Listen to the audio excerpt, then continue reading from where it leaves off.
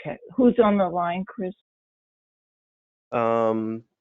If people want to unmute Unmute, themselves and please. announce themselves, that would be great. Jamie's Gail here. is here. Okay, one at a time. I got Jamie and Gail. thank you. And Millie Good afternoon. and Sarah's on the line. Yes. Yes, I am. And who else did we say? Kurt? Kirk. Yep. Did I miss anyone or David. David? Okay, well, we can get started and hope that the others join us. Actually, Beverly, before we start, I have a leftover thing from last time that I don't know if we talked about, but it's related to a last time discussion. On regs, okay, go ahead, Gail. Yes. Well, last time we talked about, we changed the 48 to 36 required credits, Yeah, but we did not change the requirement for the whatever board approved DEP courses. And I right. thought to make it the same percentage, we should change that. In other words, now it's like half of the credits almost. I mean, it's like 12, it's like a third of the credits. I Yes, feel and like I we've had that thought- discussion before, and the conclusion was we felt like we needed to keep the DEP courses the same. yeah, that was my recollection too, Jamie. Okay, I just wanted to check. Well, no, it's a good idea. It's a fair point to raise. So we have, if you noticed, I did change wherever I saw it, 48 to 36, because we were in agreement about that. But can we have some discussion about whether or not we should lower the DEP number from 12 credits to something else? I'm on the side with Jamie. I know they're difficult credits to obtain, but I just worry about reducing that to 12, and it's still only a third, as Gail has said. I don't know what the others think. I think that's a lot. My point was that that's a lot of the percentage of credits that people have to get. Mm-hmm. And I think that there's something to be said for getting technical credits. And now it'll be a lower percentage of technical credits, where it's also a burden on the department to continue. And, it's not my problem. It's, and all that other stuff. But I know LSPs have problems with the 12 credits anyway. I just thought I'd raise it to say, do we really think that, a third of their credits have to be regulatory in some way? Or can we say, well, maybe we should reduce that as well to be the same percentage, because that's what we thought the percentage should be. I think we could Okay. reduce, because we're reducing the overall, I think we could reduce it to 10 or 8. I don't think it's crucial for an LSP to get regulatory knowledge from these courses. There's a lot more that we do in our profession relative to making sure we're in compliance with the regulations, not just these DEP courses. Yeah. Yes, And that was my my only comment on that would be that it would be basically providing context to the regulations will alleviate and assist if there is a compliance and enforcement issue down the road. So that's my 2 cents for what it's worth. Okay. We can resolve this by There's a couple of ways we could explore it more, is my thought. Why don't we talk to the department who's responsible for putting the credits on, see how they would feel about that, right? Because I know it's a burden on the department also to create these credits.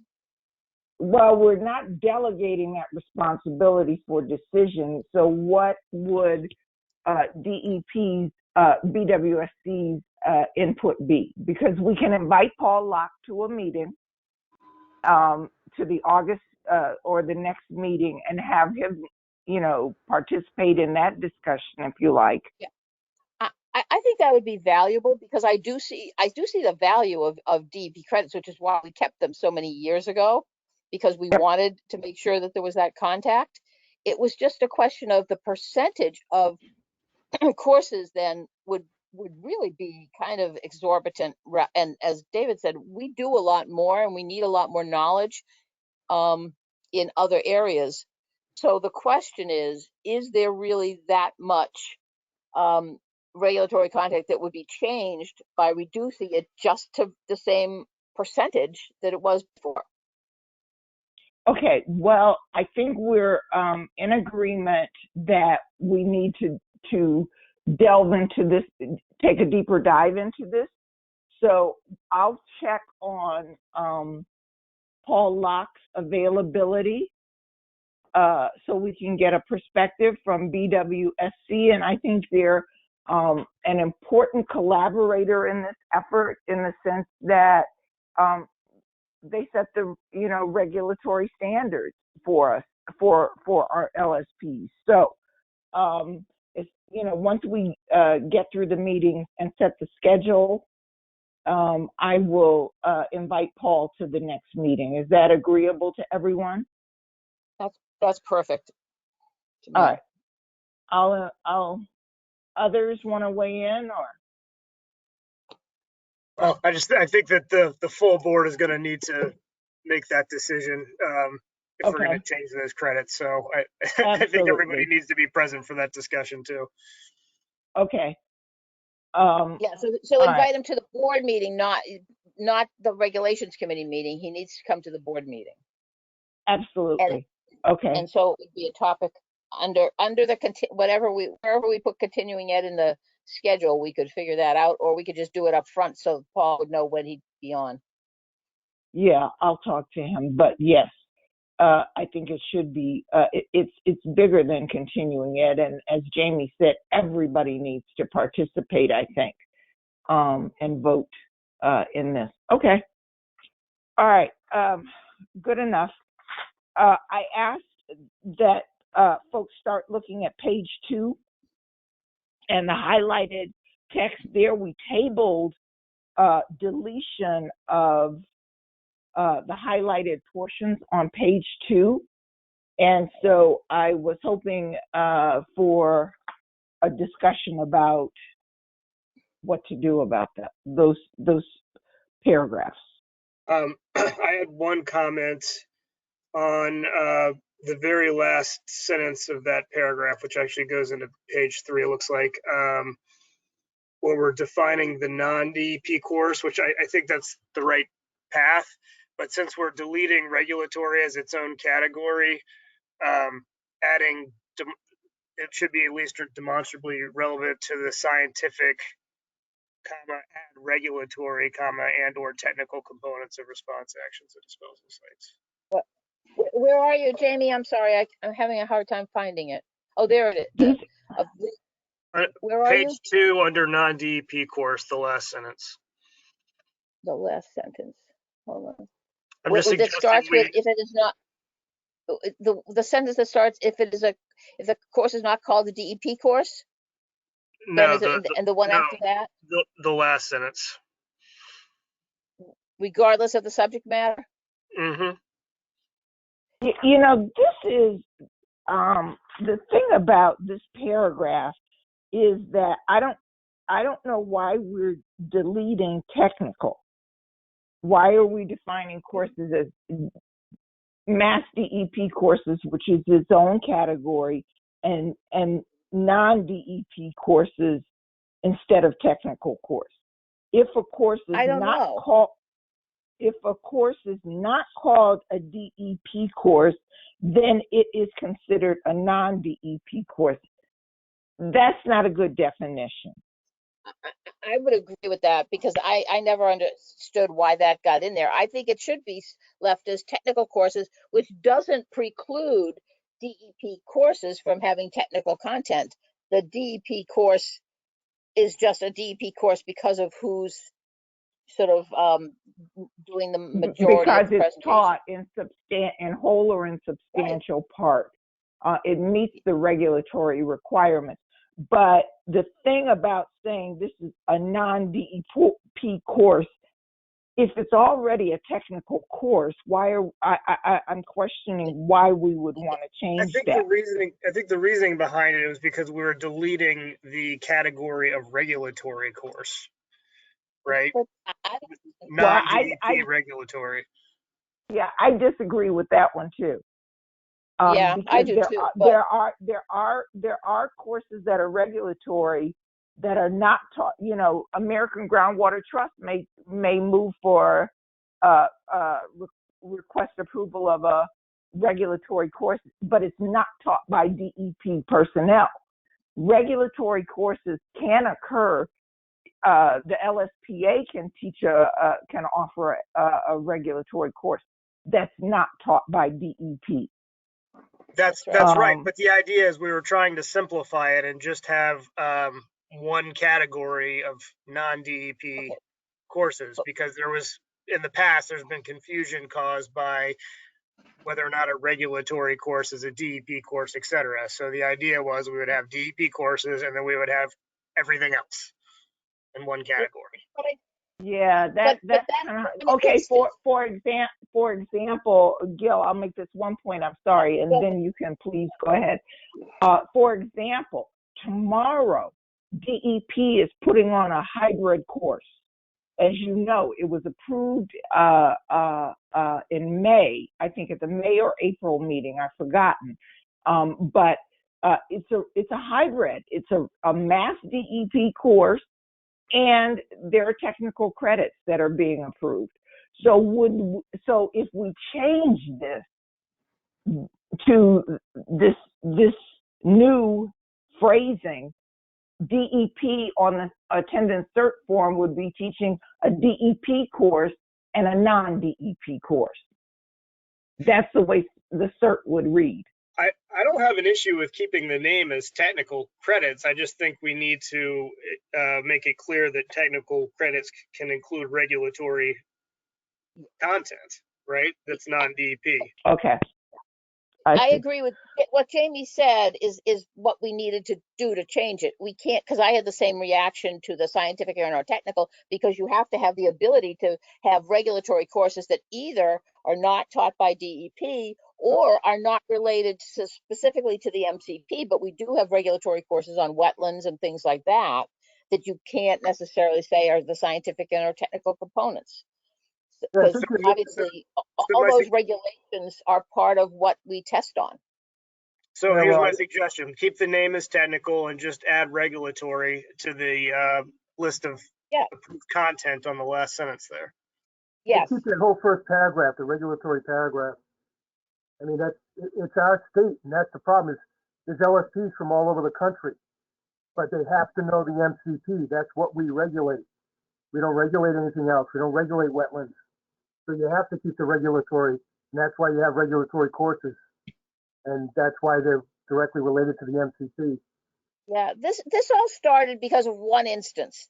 That change was related to one instance of a course that was, as several LSPs said, sort of they felt it was misrepresented.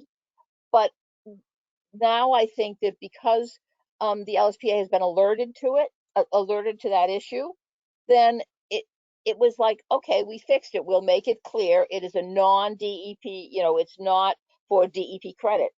I don't think you go and change regulations because of necessarily of one instance where something happened that caused problems. I would prefer we keep the definitions as they were. Okay, so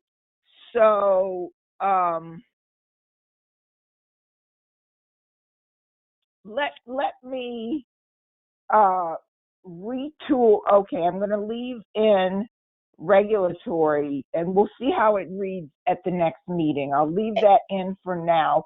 And non-DEP technical, let me see if I can clean up that paragraph to reflect Jamie's thoughts. And Jamie, can you just repeat for me, please, how you thought that last section of this non-DEP / technical should read? Well, I guess I need to withdraw my comment. If folks want to keep the regulatory course as a category, then there's no point in adding it to the technical. Right.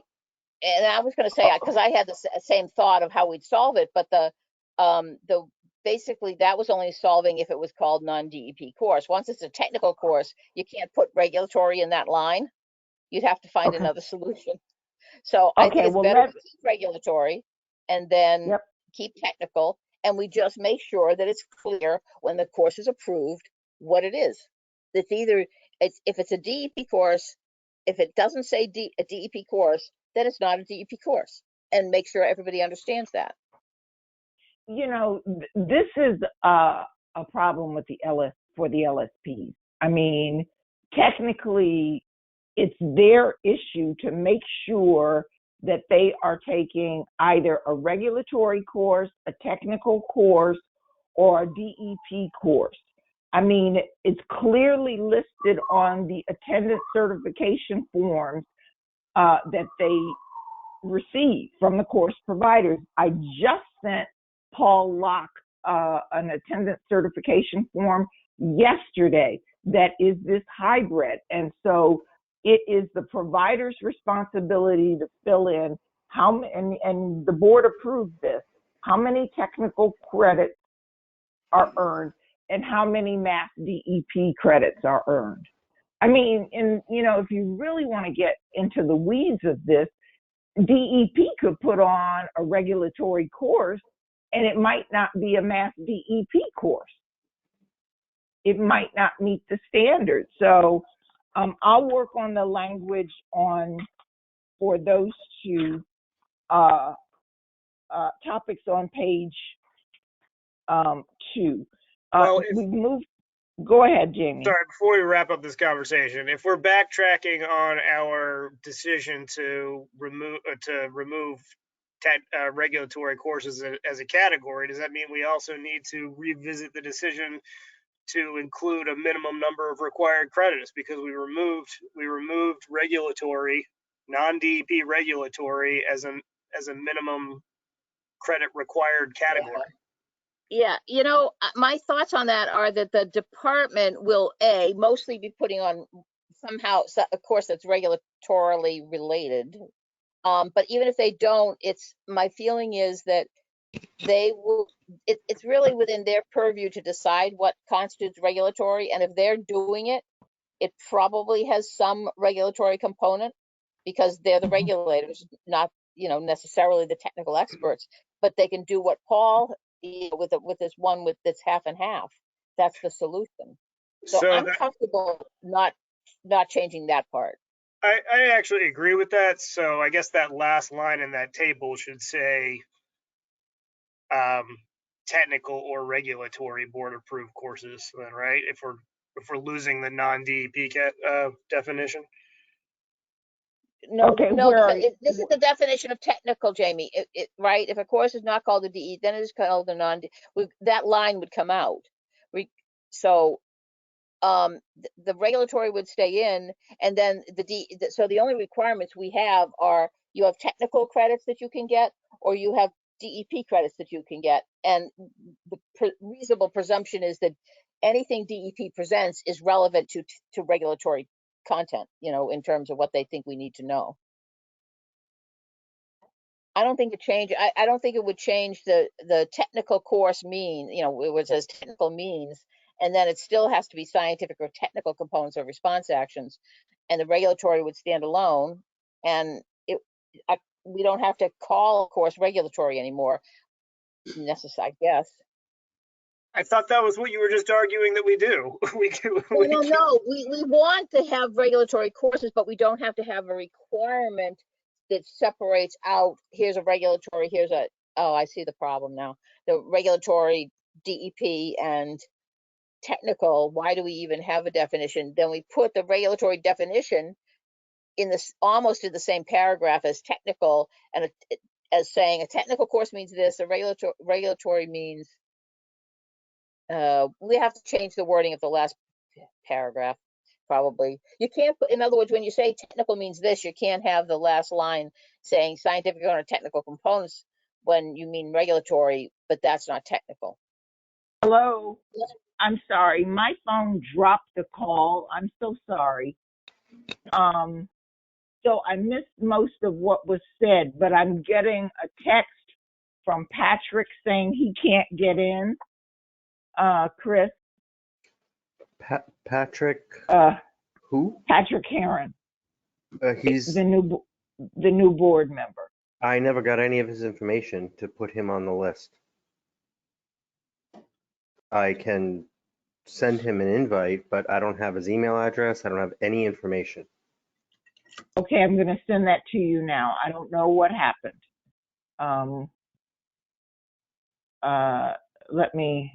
That might be why my phone,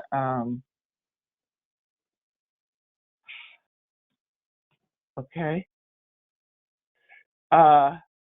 He is saying that he's on, okay, he's in the webinar, but he's not sure how to change his status. Let me just reply all, we're working on it. His email,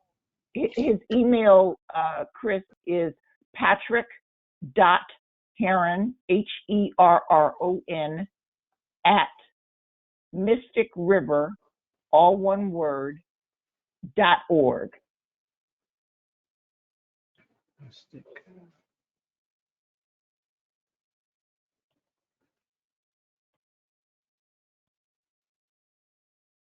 Okay, so it's Patrick Heron at mysticriver.org. Yes. Okay, let me get onto the website and add him. Yeah, he's on as he's listening, but he's yes, not a panelist. He said that. Yeah. Is there any way that you can get him on as a panelist? I'm gonna try. Otherwise, we'll have to have Patrick submit questions.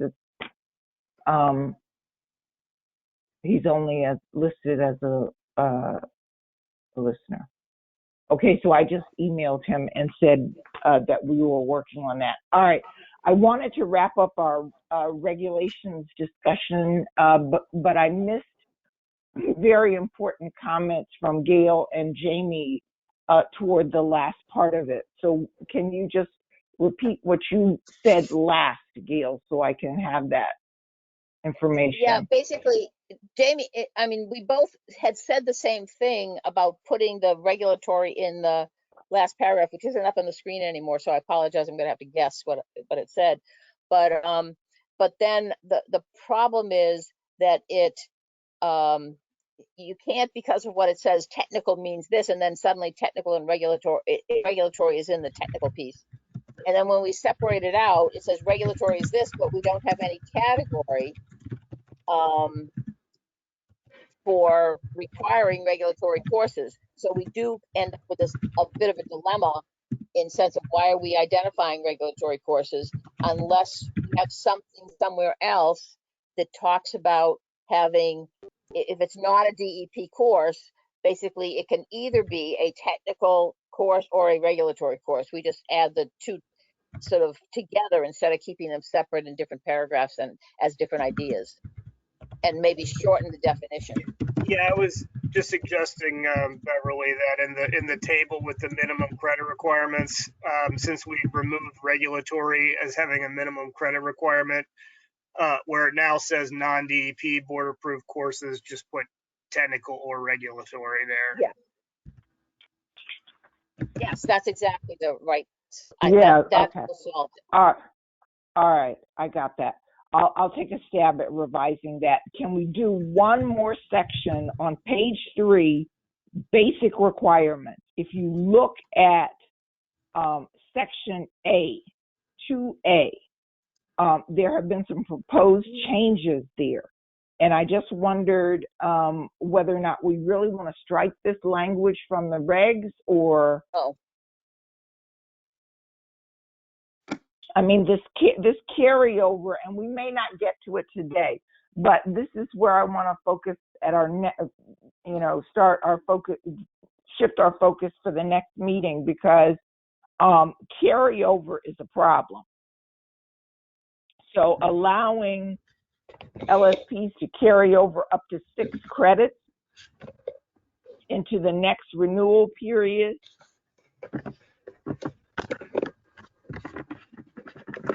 Well, you know, one thing that was based on the other amount. That 6 was based on the 48 credits too. So percentage wise, it would change significantly when it's only 24. That's right. All right, So we're that's going to go ahead, Gail. I'm sorry. no, I just meant that's something to consider in what, even if we talk about it, this carryover. I'm not sure we want to say that it can be 6 credits of it. That's a quarter of the credits could be carried over. I think we want to consider maybe 4 credits or something like that, if we were going to do it, but no more than that. Well, I guess if we're already lowering the overall credit burden, is it necessary to add carryover in addition if it's going to Yeah, cause there is a confusion? reason to. There is a reason to carry over credits, and it's partly because a lot of times people who are diligent will get all their credits done, but there may be a really good course, and it's hard to justify to get like an employer to justify paying for a course that won't be counted towards credit. That's one reason. And it's hard for a sole practitioner to justify paying for credits that aren't going to count towards anything either. You know, I mean, there's a finite amount of money and it Right. costs a lot, their credits. So to be able to take a good course when it's offered, and it might only be offered once, I think there is value in allowing some carryover. Okay. All right. So we have to stop here. And I have taken some notes, particularly Jamie and Gail's comments about carrying over. Possibly the percentage is too high, given that we've reduced the percentage to 30. I'm sorry, the requirement to 36. So we can start there at page 3 next. Well, actually, I'll retool page 2 and we can start with page 3. I'll retool that. I did want to make sure that everyone noted that at page 5, I added a definition for assessment of learning. So I'm asking that, you know, folks make sure they review that for the next meeting. I did actually have a comment about that if you want to quickly. Sure, go ahead. Just that, well, first of all, I think we had discussed in the past that we were defining the assessment of learning as something that for the on-demand courses. Yes, and, online courses. For the webinars. Online. Yes, but under number 7, you have it defined as online, but in the definition we define it as on demand, so we just should be consistent. Okay. I think probably on demand would be better because webinars are also online. And then that the assessment of learning was a definition specific to on demand, and it was the polling questions that we require for webinars. So we probably need a 7 and an 8. So one for the requirements for on demand, and then another for the requirements for live webinars. Okay, so I've got that, and I will make those changes for live webinar. My thing, that is what we decided, but this online on-demand thing, the certificates, the attendance certificates say online. But if we're changing the language, we're going to have to decide whether or not we're going to use, as Jamie said, on-demand or online courses. Because the agenda says online versus live webinar, the attendance cert forms say online versus live webinar. We've made that distinction. I'm not using on-demand anywhere except in the regulations. So I've taken note of Jamie's comments, and we can start there next time. Okay. All right. If Patrick is still on the line, have him check his email address. I just Okay. sent him an invite as a panelist. Okay. Let me email him right away and confirm that, because If he uses the link in that email, it will log him on as a panelist and he'll be able to speak. okay, let me shoot him an email. He probably, I'm sure he heard you, but I'll just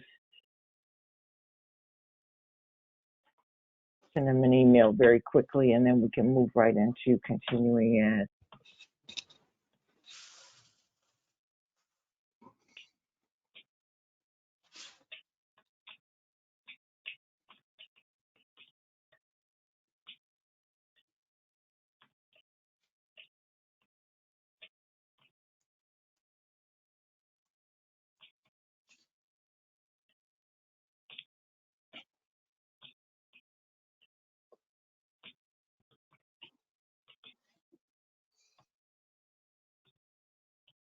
Okay.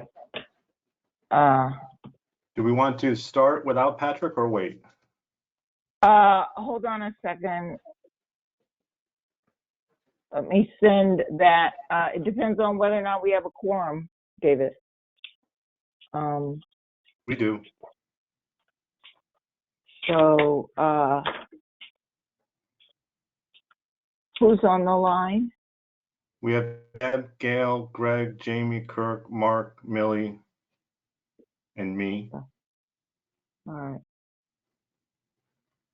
right. We can give it 2 seconds to see if he can. I'd hate for him to be left out of his very first meeting.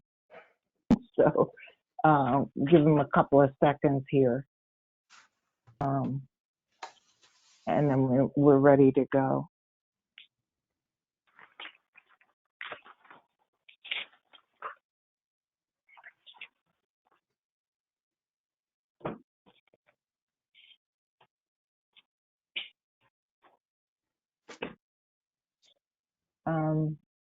Have you heard anything from him, Chris?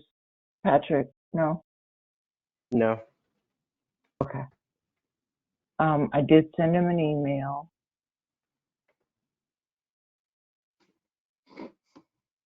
So I guess we can wait one more minute, 12:40, and we can get started.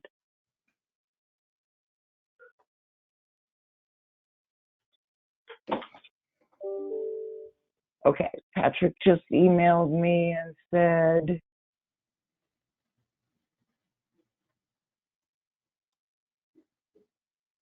he hasn't received the link yet.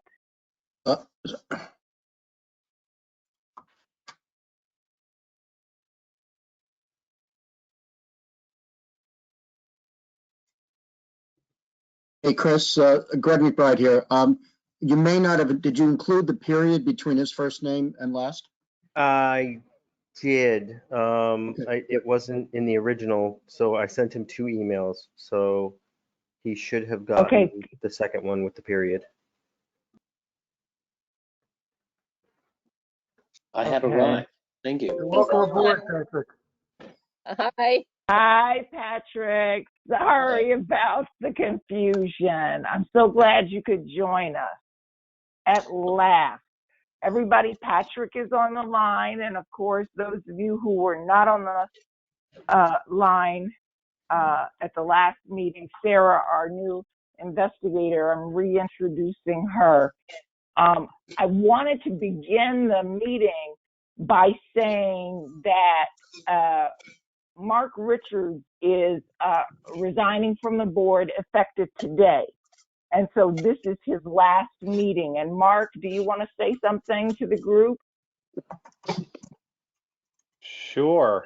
Yeah, I talked to Beverly probably close to 2.5 months ago. We tried to get on the agenda last month, and it just was an oversight. So this will be my last meeting. It's sad I've been on the board for 3.5+ years. I've enjoyed my time. It's been an excellent group. It's nice to see Patrick jumping in. But I've enjoyed my time. I'm going to miss all of you greatly.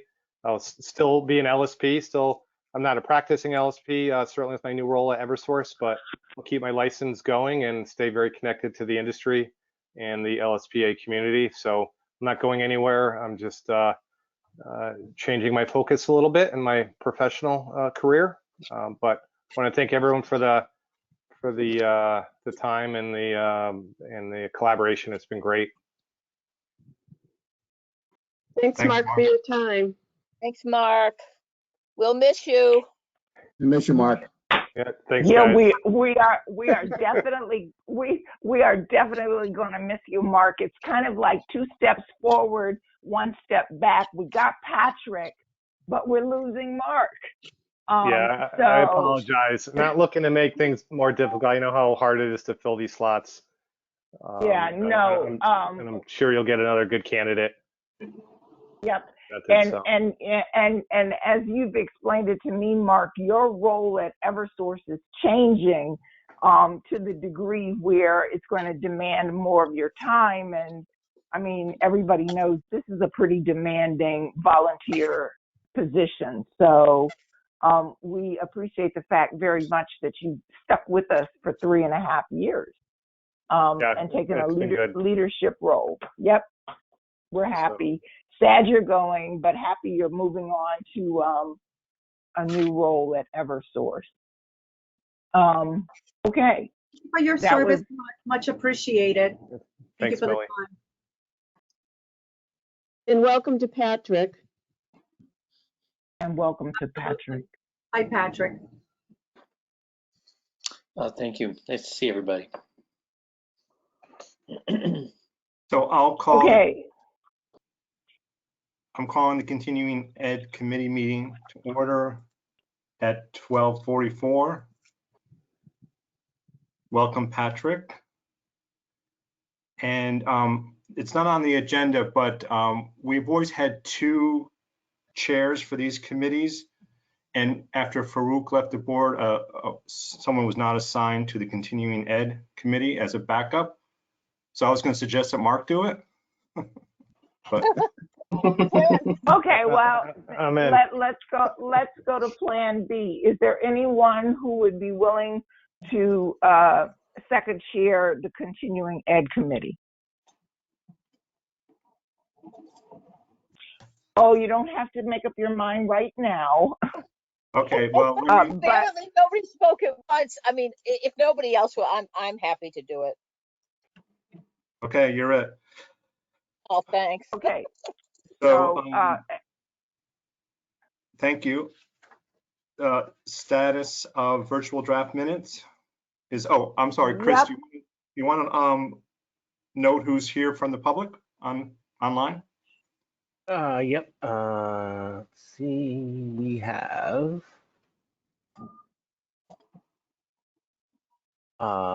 Kristen Lefebvre, Larry Feldman, Lori McCarthy, Paul McKinley, and Wendy Rundle.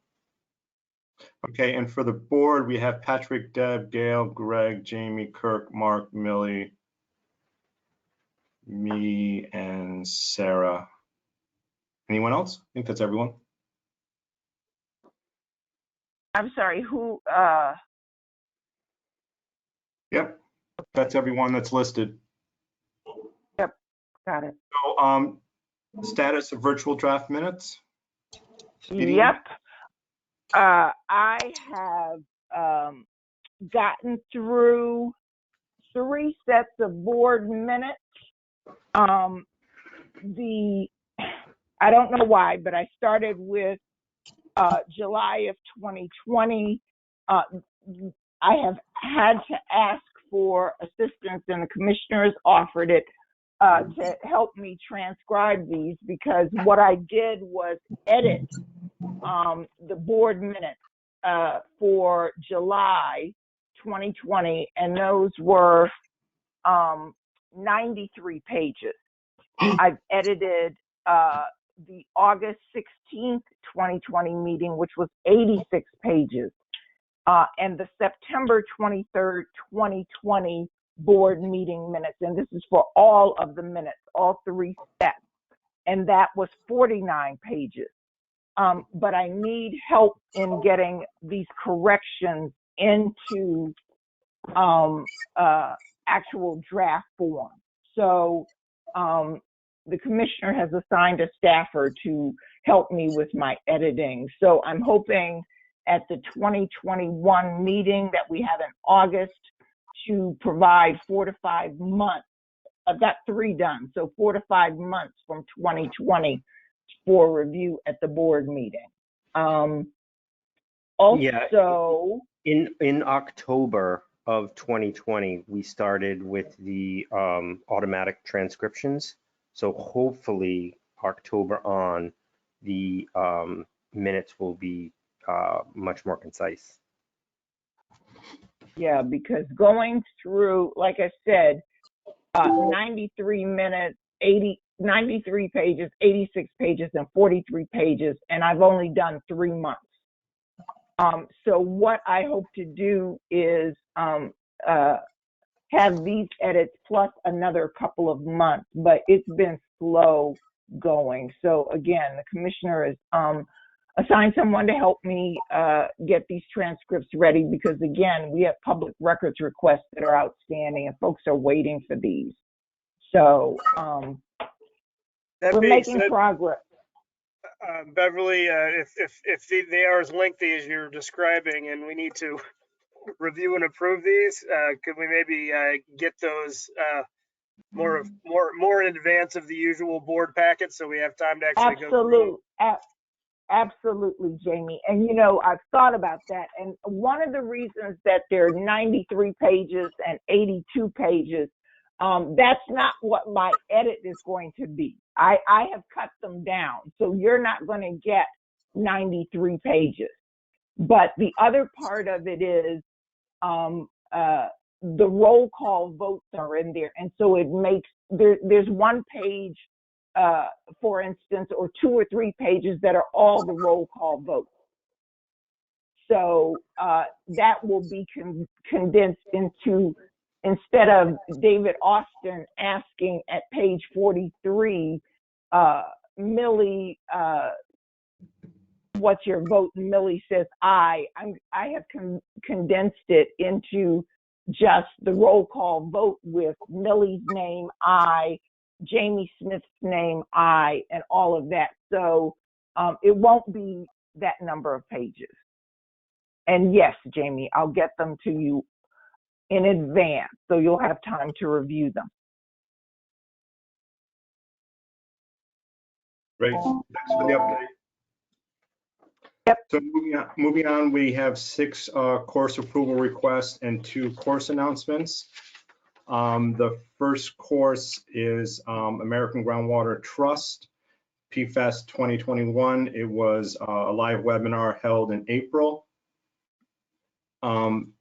The same organization had a course approved in 2019 for 6.5 credits, New England PFAS workshop.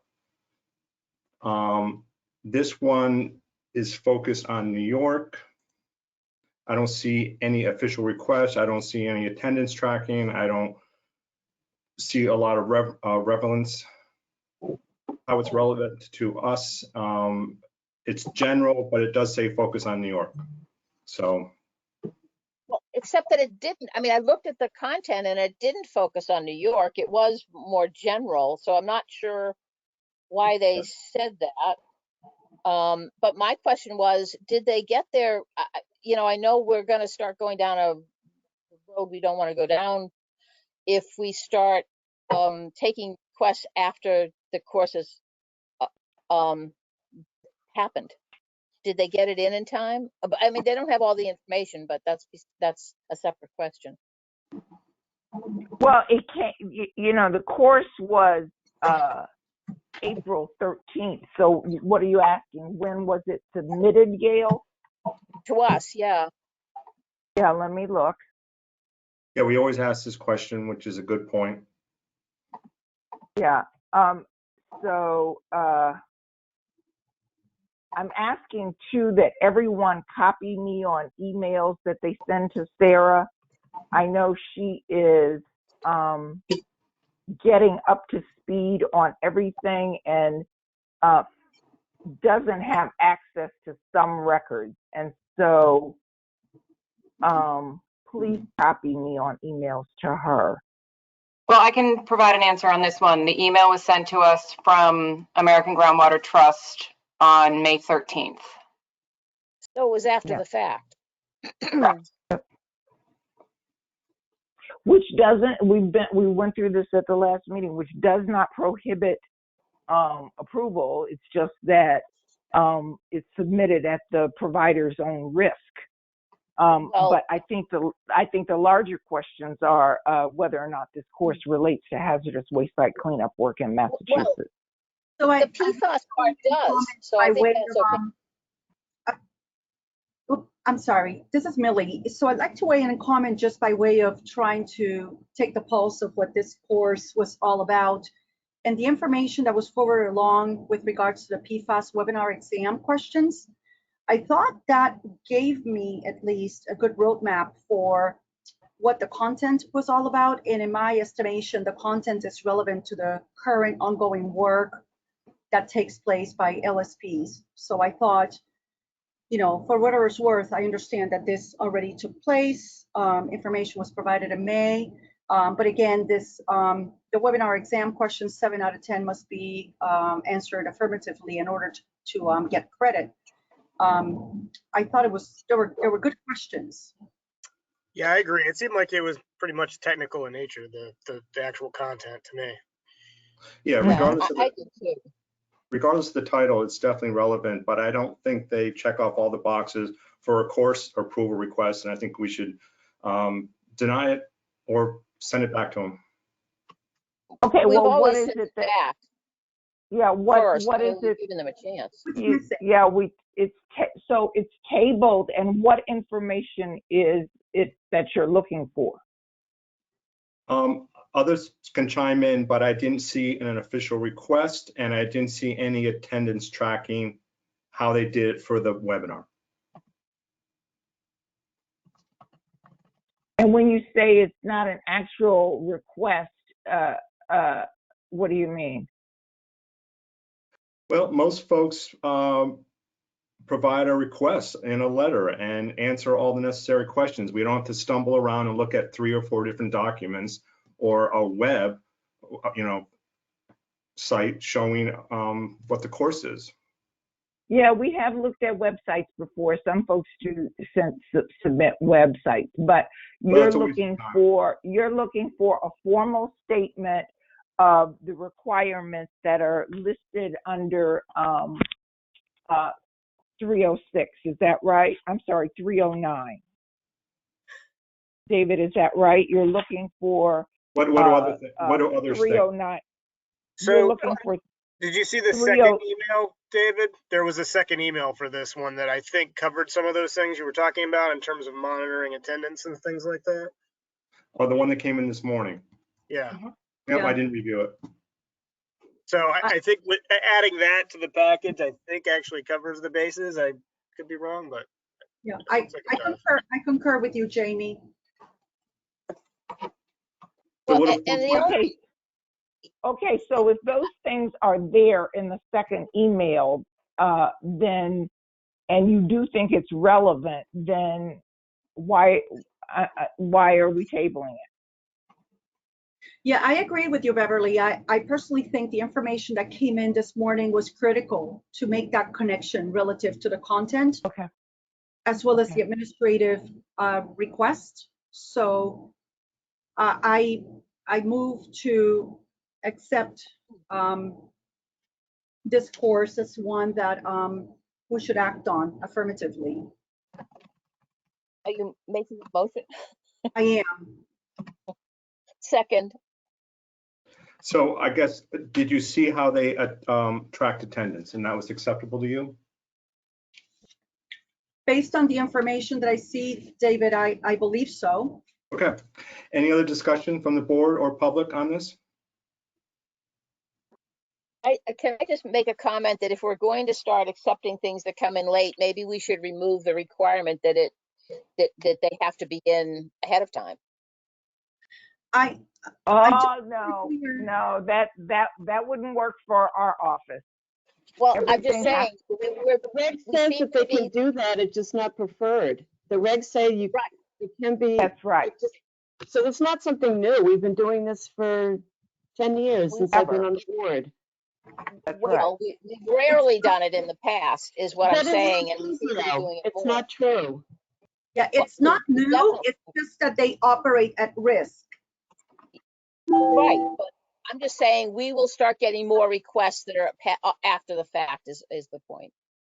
I don't think so, because nothing has changed in the regulations of the practice. I mean, we get at least one a meeting that has already happened.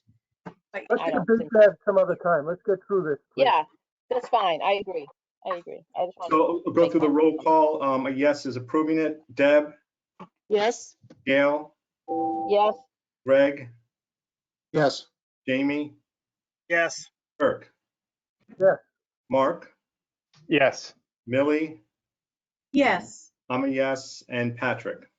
Yes. Great. The second and third are requests from Alpha Analytical for one technical webinars. I wasn't sure if these are webinars that they're going to do once or it's going to be an on-demand online offering. they commented they were going to repeat it occasionally.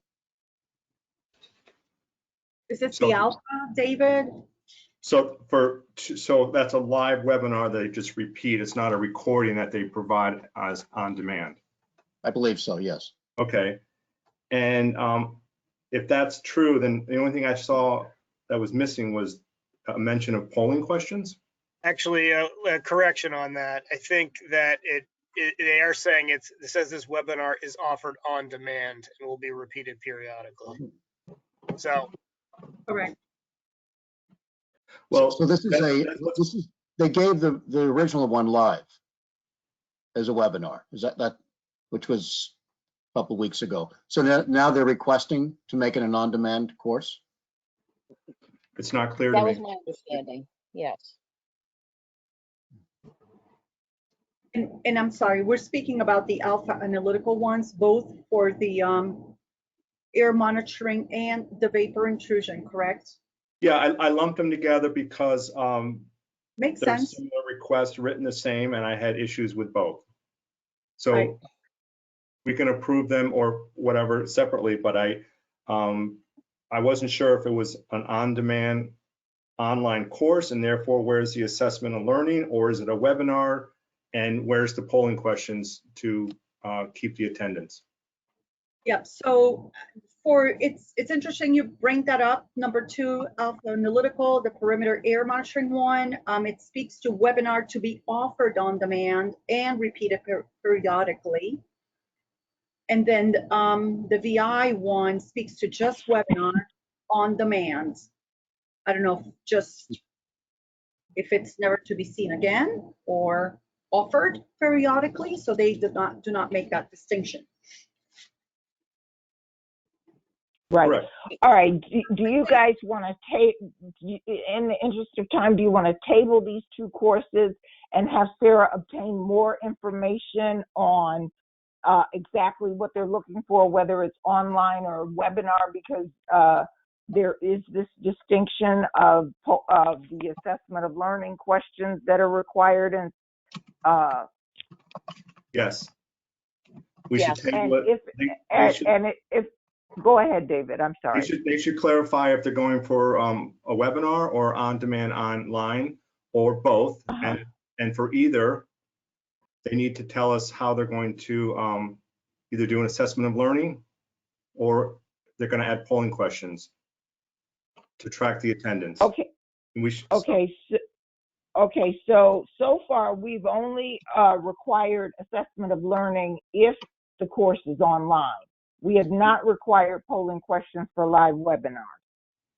No, we have requested polling questions for live webinars and the assessment of learning when it's on demand. correct. Okay. So we don't know what format this is for, so they need to clarify that and then tell us how they're going to track attendance with one of those 2 mechanisms. Yeah, Okay. David, I'm looking at the perimeter monitoring one, and it's clearly started out being this webinar, and they make a point that the software that they have allows them to track attendance. Doesn't say anything about polling questions, but it doesn't address the learning assessment as a webinar at all. It does actually, Okay. it does actually speak to an assessment of learning. Where's that? Because I'm looking at Under number 6, program attendance verification and record keeping, webinar software, records participant time, entry, exit, total time in session, response to learning assessment and course evaluation questions. That's fine, but it's still confusing and we shouldn't spend our time on it. No, I agree. They We should should clarify, they should have they should provide a better request, and depending on what the format is, tell us if they're going to do polling questions or assessment of learning. Agreed. So 2 and 3 are tabled. and that they should consolidate that, because I was looking at 10. Jamie's correct about the earlier point, but these two may be in conflict. I'm not sure. Either way, why would they have two separate sections that address the same thing?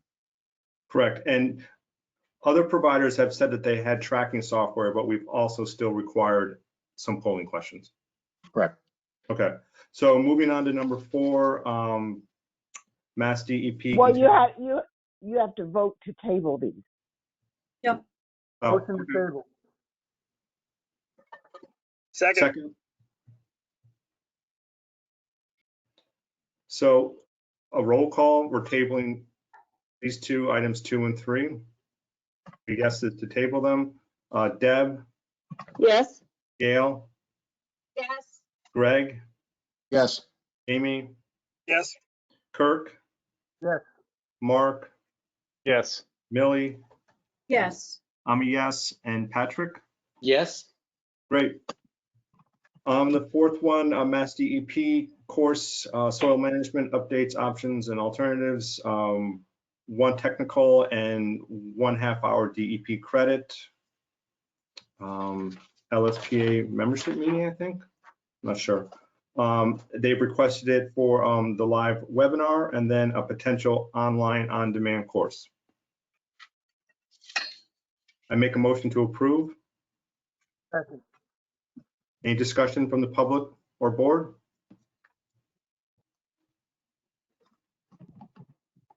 I'll go through the roll call. A yes is approving it. Deb, Yes.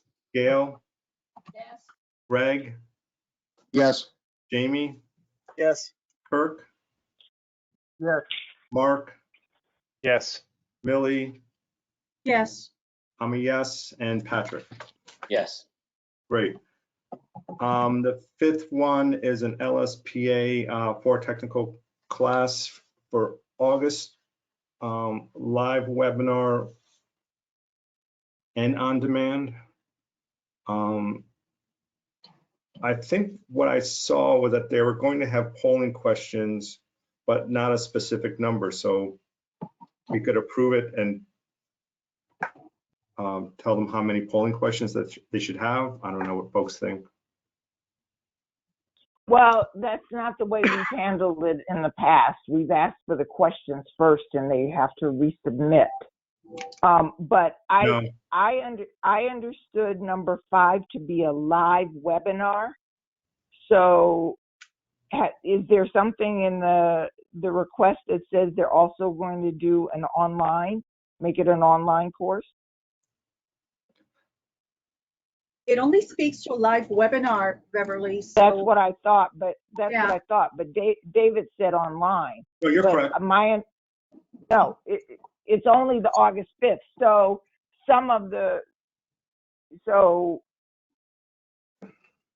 You're correct. Not It's just for a live webinar. I apologize for Okay. that. No. But I think in the past we have approved and said you need to do X amount of polling questions. I think we've done that. Contingent. Yeah, is Wendy in the virtual room? That maybe she can clarify that point. It's I feel like we might have discussed it more in context of the regulations, whether or not we wanted to specify a certain We number didn't per talk, number of hours. we haven't used polling questions for live webinars. We've only used assessment of learning for on-demand / online courses. Now, we've That- definitely That's not, required that's boiling not questions. true. We No. definitely require polling questions. Okay, for live Yep. webinars. Yes, Yes, absolutely. Okay. All right, so this is a live webinar. Are you saying that you don't have the polling questions there for number 5 and you're tabling it for want of the polling questions? Wendy says, yes, we will do polling questions. Motion to approve pending polling questions. We don't see the polling questions ahead of time. It's just saying that they have them and Okay, Yeah, we always use polling questions for live webinars and the board requires it. Right. Motion to Yeah, approve well, pending polling okay. questions. So This you're- request All right. also, sorry, David, this request also anticipates it being converted into a webinar. No webinar, but an on-demand course. correct. And it does address the assessment of learning to address that also. So we should, unless we want to see the questions in advance, I think we can approve both formats. Yeah, Yeah, that's why I wrote on demand here, because it's not in the agenda, but it's in the letter. So you're right.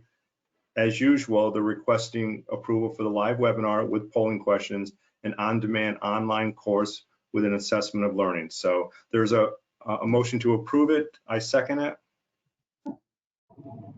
Any further discussion, public or board? Wendy says, What are you approving? The webinar and the online? Yep, just like we always have for their 2 courses.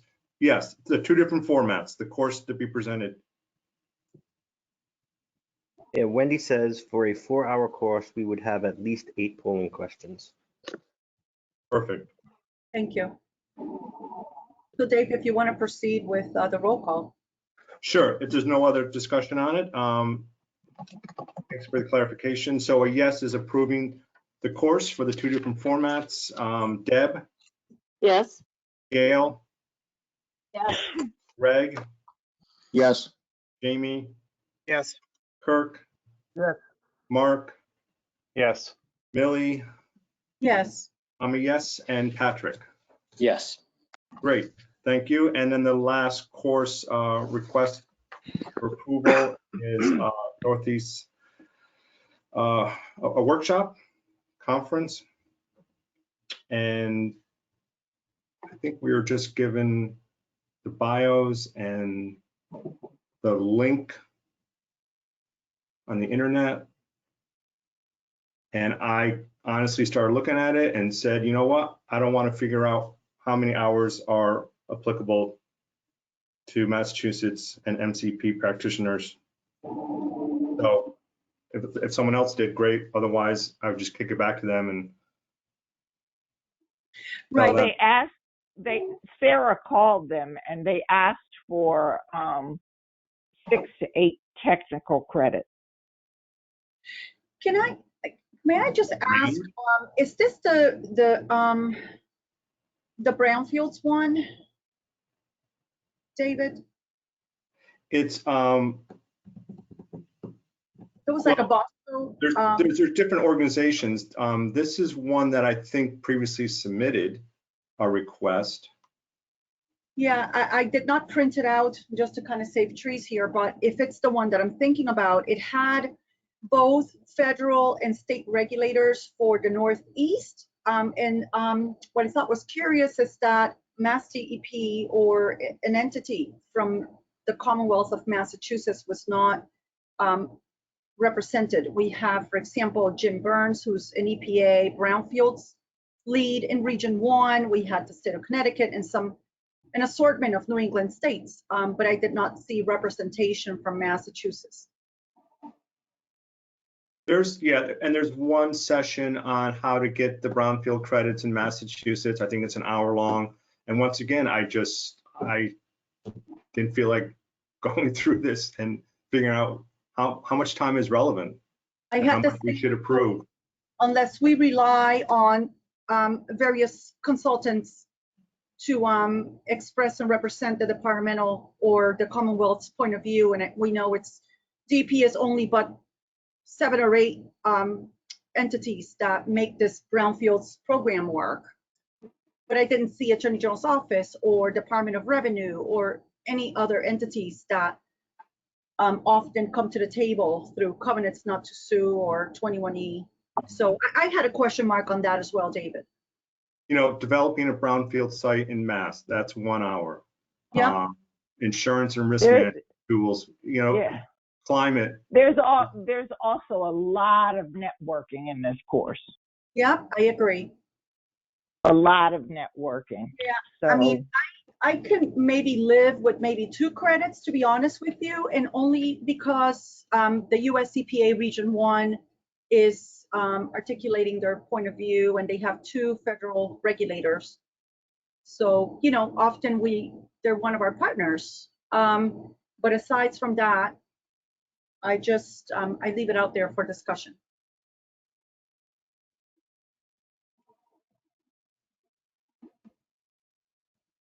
Would this be given a half a credit per hour Yes, it's a conference. as a conference? It's a conference. Yeah, okay. Right. 1 hour, 2 hours. But then they have to track it. I don't see how they're going to, how they plan to do that. Yeah, it's the same model as the UMass or the former UMass, now AHS conference. So I think there's a little bit more that needs to be answered so that we can do a fair assessment of how many credits. And even then, the question is, are the topics a lot of the topics didn't seem overly relevant. Mm-hmm. It's pretty much showcasing the experience elsewhere. Right.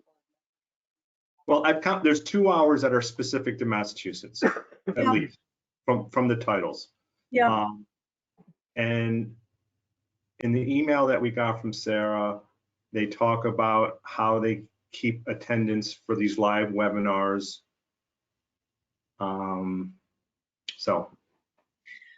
So if everything administratively checked, my recommendation is that we consider maybe 2 hours, no more than 3. I do have to say having Jim Byrne on the panel is super important because most projects actually get federal funding in order to move forward with whether it's assessment or cleanup for brownfields. So I can see that point where LSPs really rely on a good working relationship and understanding and command of federal regs, CERCLA specifically, or RECRA, or any other regulations that will advance the brownfield site. But I just don't see the 6 to 8 request as one that I really could support. So I make a motion to. Okay, go ahead. I was just going to say something about the fact is, how are they checking attendance like the way that they're not going to be able to do it the way UMass does without saying that they're going to be doing that. Mm-hmm. And so how are we justifying that they went to the 1 or 2 topics that we think are particularly relevant? Right. If it's not there, it's not there. Maybe we just reach back to them. So we're not necessarily, if we're not approving 1-to-1 workshops, we're approving it as a conference. Isn't that just kind of a blanket half hour per, or half credit per hour? Is that the way that conferences work? They still have to sign into the conference, sign out of the conference, and the way UMass does it for us, which is, I still don't know why they have to, but they have people at the door saying you're at that particular session. Now, that is not required for normal conferences. You just have to sign in at the beginning of the day, sign out at the end of the day, but there's no guarantee that they went to the only couple of sessions that we think are relevant. And that's different from most conferences that you give credit for. Right. So David, in the interest of time, if it's not there, it's not there. And shall we then move forward with a vote that speaks to tabling this item and getting back with the proponent? Sure, we can tell them that we're willing to approve it for 2 hours with a half hour of credit for each hour attended, if they can verify how folks are going to be going in and out of sessions, or Right, their second. Second. So you're Okay. saying you'll approve the course for 1/2 credit for every hour of attendance? Yes, and we're, as of now, we see it 2 hours. That's applicable to Massachusetts LSPs, and they Yep. just need to clarify how they will keep track of attendance in and out of each session. Okay. Second. All right. Well, if we can table it to that effect, and you just need to have a motion on the floor. Okay, so Actually, can I just make a comment on that? Because we're only saying a couple of the sessions count. They'd only have to track attendance for the sessions that we thought counted. They shouldn't have to track the others. That's correct. So it's only for those And- relevant sections. And what are the relevant sections? There's two. Go ahead, Dave. oh geez, There's two well, topics. there's times and tracks. So what do you, the 215 track 1. Mhm. Where was the other one for Massachusetts? The 245 track 2. And those, That's 2 hours. that's 2 hours. Okay. And then did you want the EPA one, Millie? I would say that brownfields are really, the success of a brownfield site is predicated on the intertwining of federal and state regulations. So LSPs really need to understand federal requirements, and often they will apply for grants, and they need to be conversant in that topic. So I would at least put out there that I would feel comfortable augmenting the number of technical credits by way of incorporating the EPA talks. And I believe there's 2 of them. I think it's probably one is technical, that would be Jim Byrne, and then I don't know, there's another EPA regulator, and I think it's more from the economic financial toolbox. And LSPs need to be versed in order to successfully compete and secure these grants to bring forth. So there's the roundtable, regional roundtable with the EPA folks, and that's 1 p.m. track 2. So that's 3 hours. That's what we'll give them. There you go. Yeah, and I think, often, David, as you know, with adequately regulated provisions of the MCP, it's imperative that both, federal and state regulations are contemplated, and often the Mass DEP will look to have LSPs render opinions that are more conservative, or wherever the requirements are more conservative. Sure.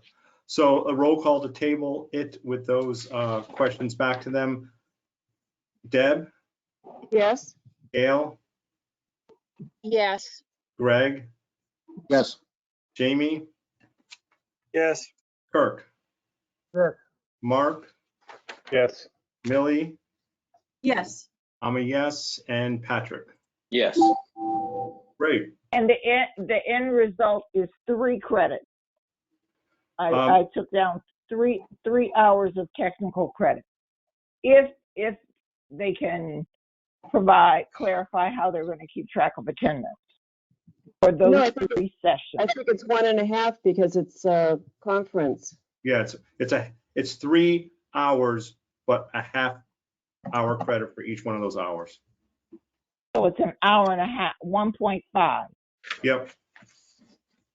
So you're offering 1.5 technical credit for the 2:15 session, the 2:45 session, and the 1 o'clock session. Correct. Okay. If they can confirm how they're going to keep track of people attending those individual ones. Right. Okay. Those were really painful course requests. I don't know. I wish they were better presented. Agreed. That's just crazy. Mhm. And then there's 2 course announcements from the LSPA, who always provide great course approval requests. No, they don't. I mean, nobody does all the time. I think that's an unfair statement unless you're making it in jest. I mean, we all have issues and changes and all kinds of things. It's not just that some folks are I think that the LSPA is more proficient because they make more offerings. They do this all the time. They're Massachusetts based. And that's what makes the LSPA proficient at this. But I think that, we want to expand our universe and get these other providers to come in and provide courses, and we have to train them as to how exactly to do it, especially in this time of COVID where we're converting more to live webinars and online courses. We want a lot of people providers offering courses. That's all I'm trying to say. So that's a fair statement. So, David, do you want to act on these 2 course announcements? Well, they're there. People can read them. And I appreciate what you're saying, Beverly. And, now that we have Sarah, maybe she can help educate these people so that we don't have to spend our time wading through these requests and getting back to them and educating them through our table of the courses. Well, yes, Sarah and I will work on that. Yes. Great. But it's not our job to the regs set the standard. But yes, we can absolutely work with these folks to see that. But we don't make the decision. We just pass along what they submit. We don't have the juice to tell people, hey, this is wrong and the board's going to reject it. I mean, if we see a clear error, absolutely. Or if they ask a question, Paul Locke asked a question the other day about assessment of learning. So we're all getting used to this whole new system of trying to conduct things online. But yes, we will do our best to work with the providers to see that they submit everything that you need to, that you need. Well, this is just a question, but in Connecticut, they actually have a checklist form that you have to submit with your request now. And basically you have to make sure it just identifies that you've done all the things that they're requesting. So maybe together. Yeah, I agree, Gail. Maybe we can put that in the regs. I mean, we're still working on. I don't think we want it in regs, Beverly. We don't want it in regs because things might change. I'm thinking we just have one that says you have to fill this out for us to consider. That's basically the way it works in Connecticut. You fill it out with your request. It's part of your request. So if we could then, suggestion accepted, and let's see if we can further develop it, perhaps at a future meeting. But I'd like to see if David provide some closure to Yep, I will. Sarah and I will work on developing a checklist to submit to the board for review. Is that fine? Yeah. Thank you, Beverly and Sarah. Much appreciated. Thank you. This is Debbie. Not to add more to Sarah's task list, but will Sarah be updating now the approved course list on the webpage? We're already working on that, Deb. Thanks, We've already Beverly. started working on it. We're already working on it because the website is top priority. Sarah and I are working on it. Yes. Thank you so much. So David. Next meeting is to be determined. And I'm ending the meeting at 1:26. Thank you. Okay, Jamie?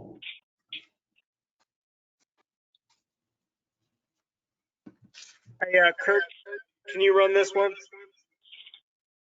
I have to switch to mobile.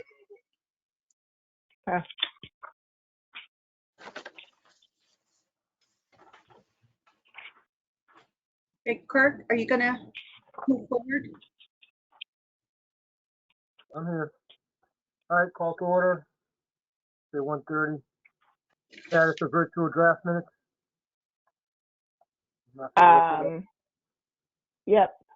I gave a report at the continuing ed meeting, but for those of us who weren't here, I have edited, July 22nd, 2020, August 11th, 2020, and September 23rd, which are 93 pages, 86 pages, and 49 pages respectively. The commissioner has assigned a staffer to help put in my edits, and Jamie has requested that they be received in plenty of time for the board members to review them before the next meeting. Okay. Any old business? No. None. Status of the CRTs. 05C is still pending. I have written a final decision for 08C. It will be reviewed at the August meeting.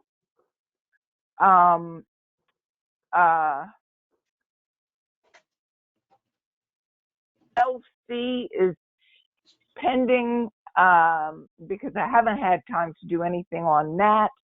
Case 18C01, Sarah Morrissey is reviewing the draft CRT report, and we need to set up a meeting with the full CRT, Gail and Kathy Campbell, me, and Sarah. So we'll hopefully have a meeting date before the next board meeting for the CRT about that CRT report. 18C02, that CRT has scheduled the LSP interview for July 20th, 2021.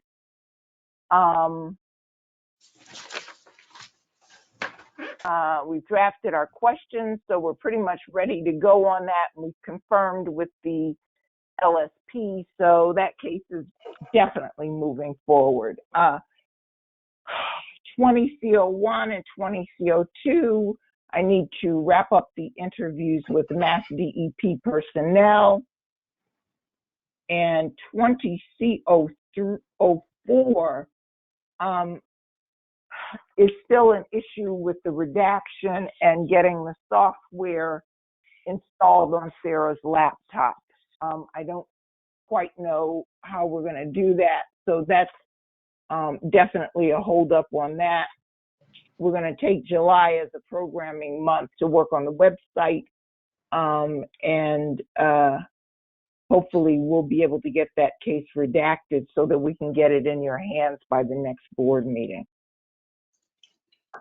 Because at this point, I don't think we've even formed a CRT for 20C04. So, because you haven't seen the complaint. Okay. That was all. No new cases. Future meeting to be determined. Motion to adjourn.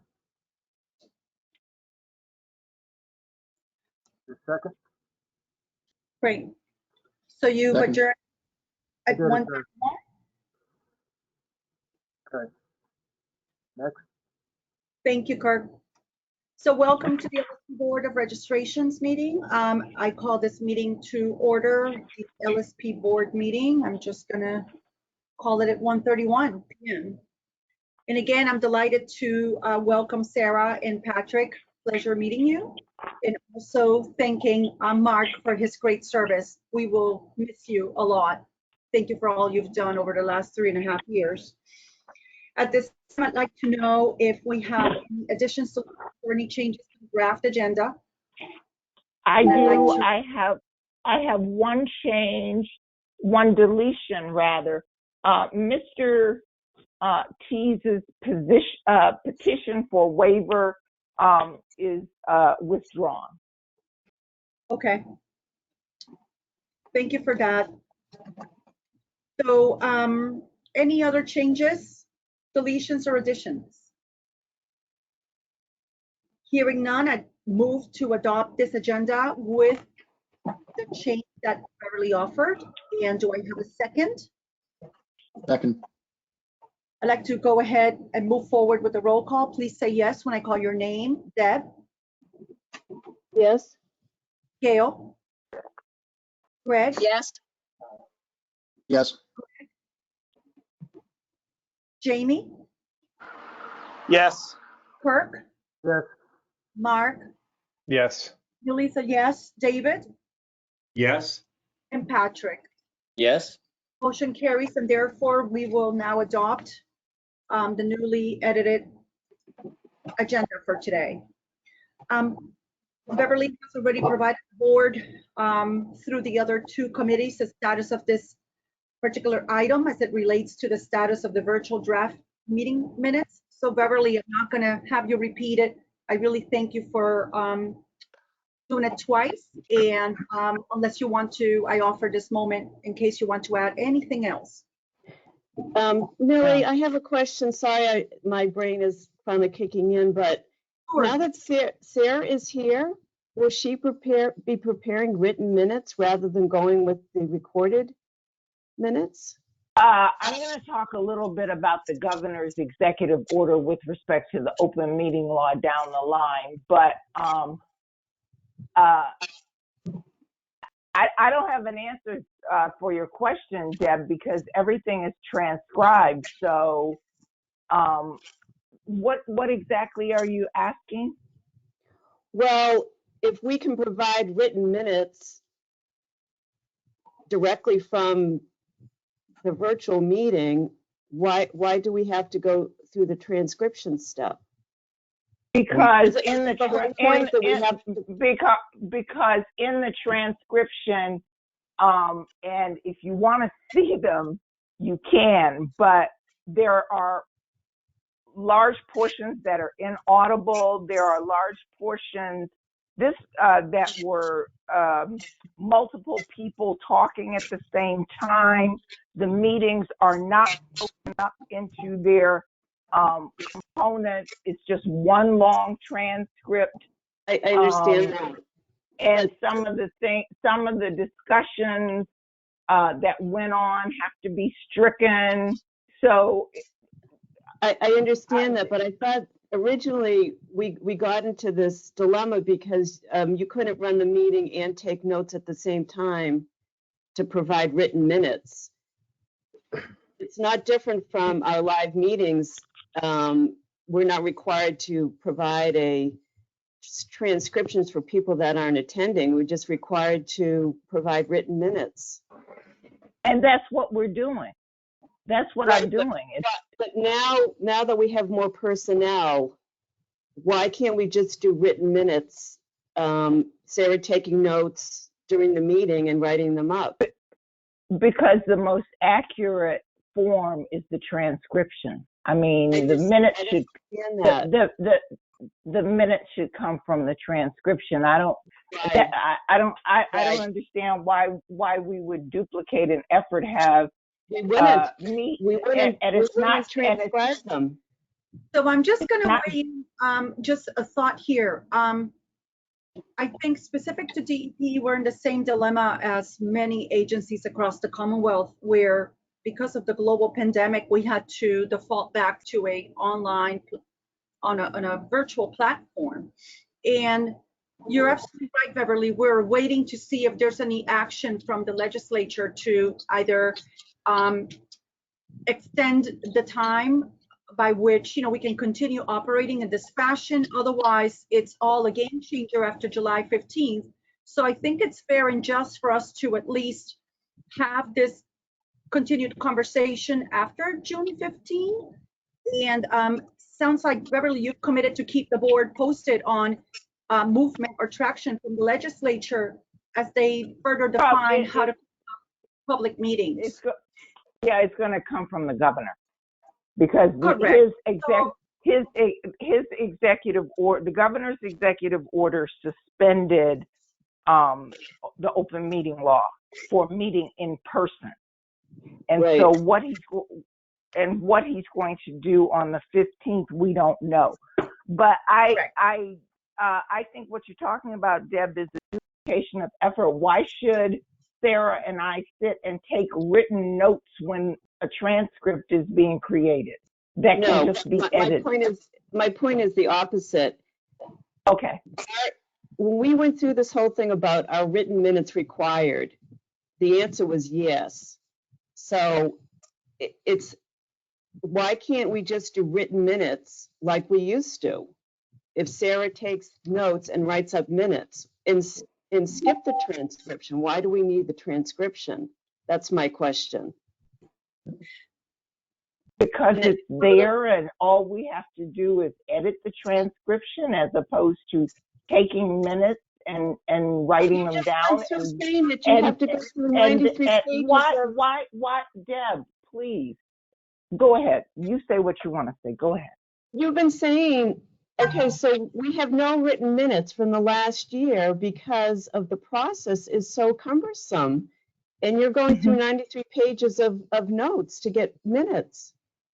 I'm just questioning why we have to go through that, since now we have personnel that can take written minutes like we used to and just write them up. I have to support Deb on this statement. You know, obviously we're required to have a recording because of the open meeting law change from the governor. But why are we generating minutes from that? We can, you know, our minutes are not required to be as detailed as a transcription. And while we understand that it's going to be edited, it will still be more detailed than we need for actual minutes. And I think that if we can generate minutes more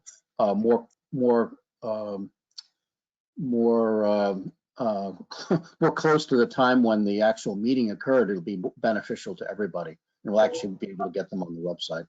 The other issue is what's going to happen when we all go back to face-to-face meetings. Are we going to have a camera that's going to be, or, you know, a video recording? If the answer is if we go back to face-to-face meetings, we don't have a camera.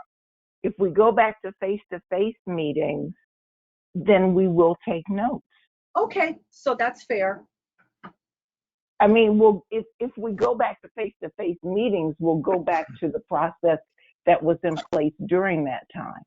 Okay, so does that help, Debbie?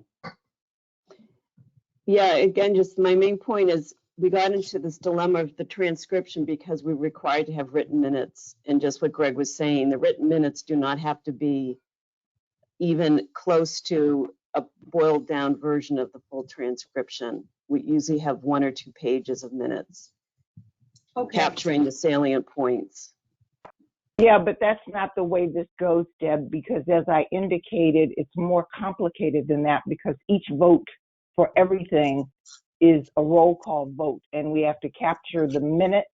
I'm sorry, we have to capture the motion, we have to capture the second, and we have to capture the yays and nays. So even if we were doing written minutes, this same information would be there, and the transcript is more accurate in terms of giving us who made the motion and all of that, as opposed to writing it down and then typing it up. But I haven't. In our live minutes, we don't write down who motioned and who seconded and roll call, even though we do that. So I don't see why. I know, but it's a virtual meeting. We have to do that. Everything has to be done by. How are you going to identify every? You know, I don't know. I don't know. So I'm going to stop. Summarize by way of saying that until that time that we meet in person, we will continue to follow the process that we followed over the last year. And when we meet in person, we will default back to how it used to be, which basically was predicated on taking notes and generating meeting minutes from the discussions, face-to-face discussions. It wasn't, this is amazing because when I was taking 3 sets of minutes, and producing them from 2018 up until 2000, February of 2020, nobody said a word. And that was a lot of work for me to take 3 sets of minutes. I just don't think that we can do this the same way under COVID. Okay, so all comments clearly noted, and we do have a pathway, and Sarah's on board, and Beverly, you will work with Sarah as you have for so long to generate and produce meeting minutes that we can review and approve. And let's stay tuned for the next couple of months and see what tomorrow brings on this aspect. So I'd like to continue moving forward with this LSP board meeting. Our next agenda item has to do with the decisions regarding the licensing of applicants. And today we have to act on 3 renewal dockets. And I just want to I'm sorry, Millie, I just want to clarify, everyone should be working from the docket that Barbara sent at 6:27 p.m. last night, yes, last evening. That's the latest. I'm sorry to interrupt. That's the latest version. That's great. Thank you so much, because you're absolutely correct. There were 2 versions, and we're operating with the one that has the 3 dockets. Thank you. So renewal docket number 1 consists of the 1 LSP who has completed all of the requirements for the renewal and whose license will have a new renewal date. And it's noted there, it's July 30, 2023. I move to approve the docket number 1 as recorded. Second. Please say yes when I call your name as per the roll call order. Debbie? Yes. Gail? Yes. Greg? Yes. Jamie? Yes. Kirk? Yes. Mark? Yes. Millie is a yes. David? Yes. And Patrick? Yes. Thank you. Motion carries to approve renewal docket number 1. Renewal docket number 2 consists of 1 LSP who has also completed the requirements within the 90-day extension. Now the license will show a new renewal date of April 30, 2024. And I'd like to move forward and with a motion to approve renewal docket number 2. I need a second. Second. Please respond yes when I call your name on the roll call. Debbie?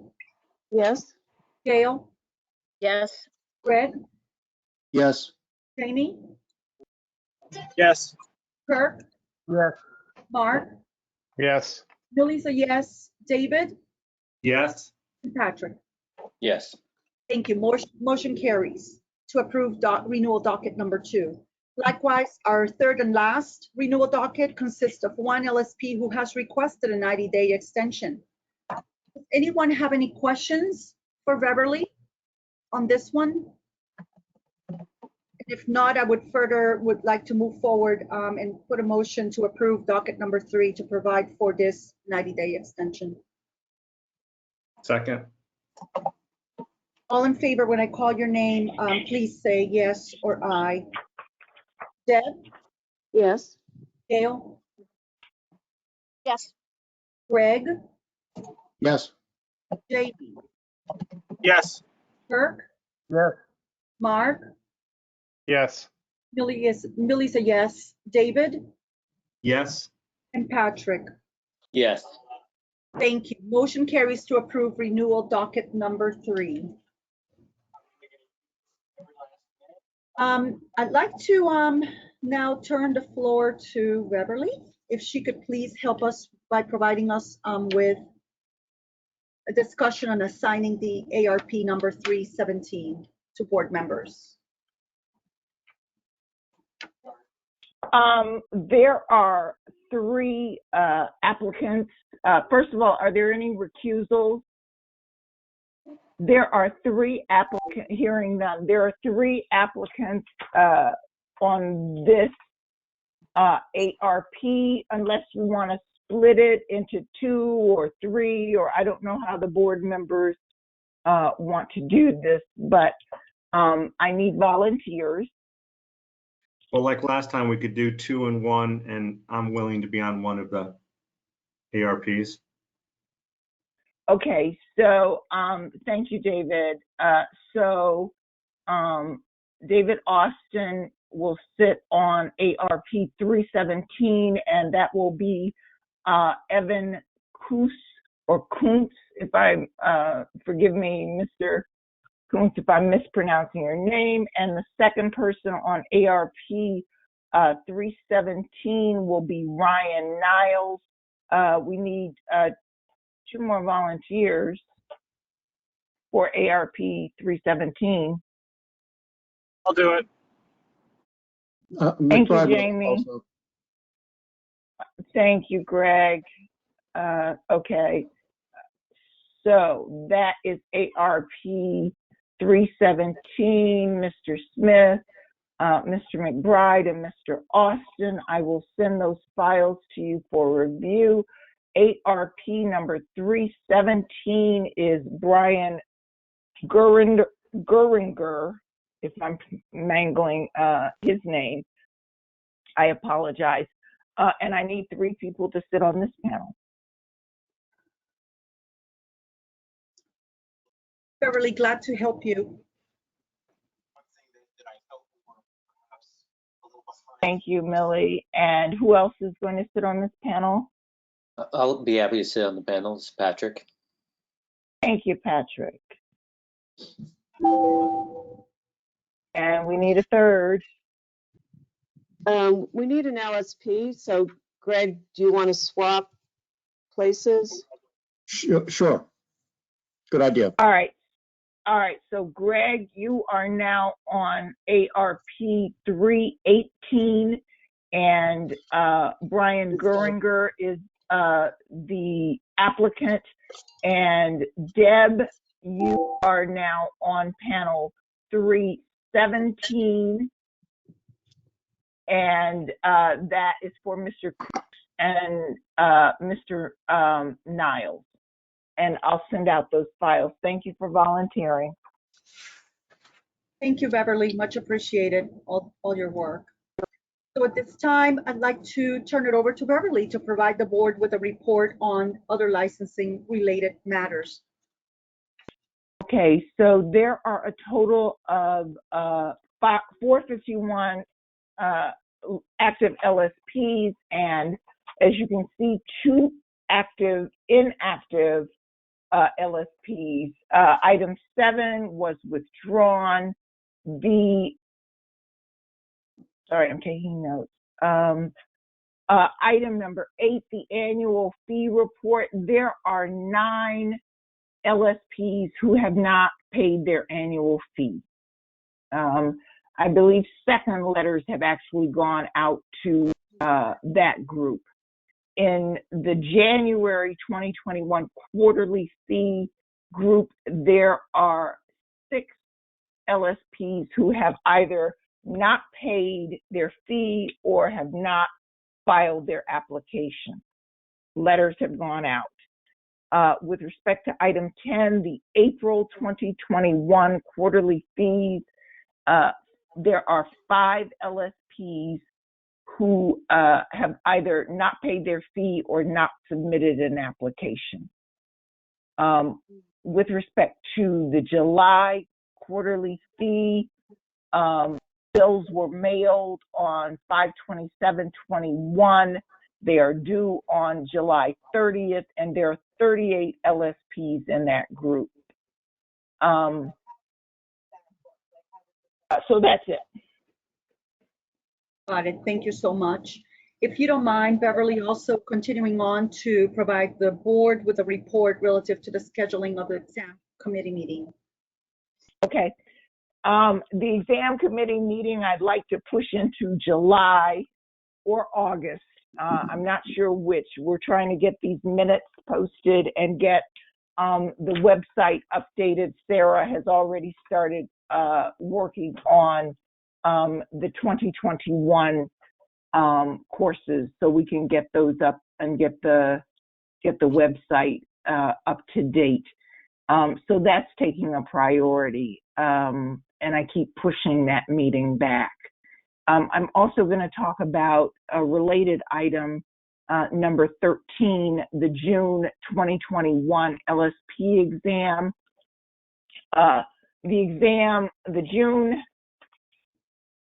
2021 exam will take place on June 24th. We had selected a couple of days, but we only have 5 people who are interested in sitting for the exam on the 24th. We have tentatively set it for Worcester, but I don't know if that's going to need to change. I'm working with Chris. We just started talking about possibly moving it, but we're hoping to offer it in Ciro in Worcester to those 5 people. And we're awaiting a new COVID protocol. If you recall, we had a contact tracing, hired someone to take temperatures and do contact tracing reports and all of that for the December exam. But now things are changing. We don't know what's being required inside DEP buildings. So it's not just what the governor says, it's what the secretariat says about us being in these buildings. So we're waiting. The 5 people have signed up. They have basic instructions on taking the exam, but they don't have specific instructions on COVID protocol. So as soon as that, I get that information, we'll get it out to them. But the next exam is scheduled for June 24th. Bottom line, we have 5 people signed up. Great, thank you for that report. You're welcome. Thank you, Beverly. So at this time, David, if you don't mind providing the board with a summary report from the continuing education. Sure. We met today. Gail volunteered to be a co-chair. We received status of the virtual draft minutes. For the course requests approvals, 3 were tabled, 3 were approved. There were 2 announcements of upcoming courses. There will be a checklist drafted that providers can use to make sure they're providing the right content in a course request. And next meeting is to be determined. Great. I'd like to move. We have to vote on the recommendations of continuing ed. I was just going there. Thank you. Okay. So Sorry. I'd like to move to adopt the recommendations from the committee. I need a second. Gail, if you don't mind. Second. Yep. Great. So Second. all in favor, we're going to go ahead and move forward with a roll call. Deb? Yes. Gail? Yes. Greg? Greg? Sorry, I Sorry think about you're. that. Yes. Jamie? Yes. Kirk? Mr. Franklin? Kirk? Yes. Thank you. Millie is a yes. David? Yes. And Patrick? Yes. Thank you much. Motion carries. You missed Mark. And Mark. I am sorry, Mark. I miss Come on, you. I only got a few more votes left. I'll take every one. Oh, my apologies about that. Motion carries. Thank you, Mark. All right, very well. So any other business that we should be discussing at this time from the continuing ed chair? All set, David? Oh, yeah, we're all set. Okay, perfect. Likewise, Kirk, I invite you to please provide the board with a summary report from your professional conduct committee. Kirk? Okay. Got 05C-07 pending. OHC-03, report be given in August. 12C-01 pending. 18C01, that's the draft CRT. 18C02, interview scheduled for 7/21/2021. 20C-01, doing interviews with people from Mass DEP. And that is also includes 20C-02. 20C-04, still waiting to form a CRT. Problems with Sarah's laptop. Okay, great. Great. So I take it to mean that there were some recommendations or affirmative path forward stemming from this conversation, and I'd like to move forward with adopting all of those, and I need a second. Second. Did we have votes? We didn't have a vote, did we? So we had Just information.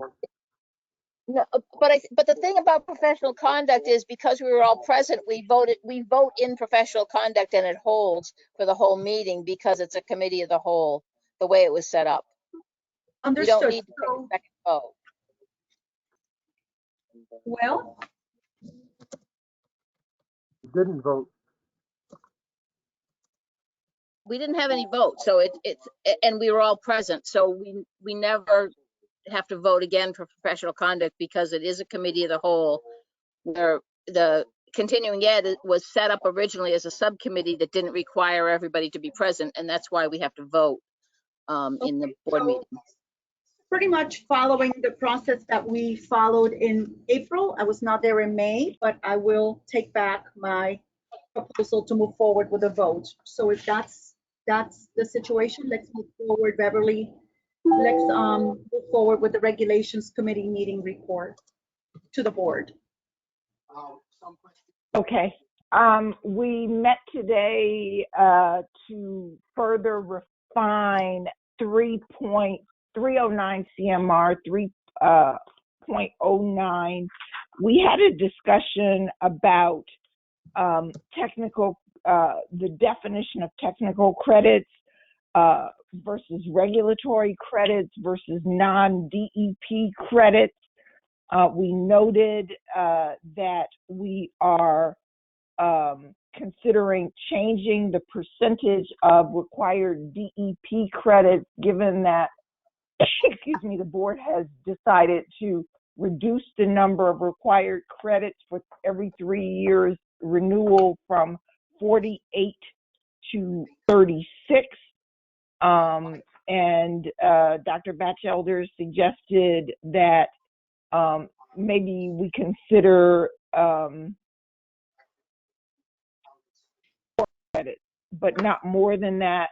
Dr. Batchelder also suggested that we consider allowing LSPs to carry over some of their credits into a new renewal period based on costs and availability. We also talked about the assessment of learning.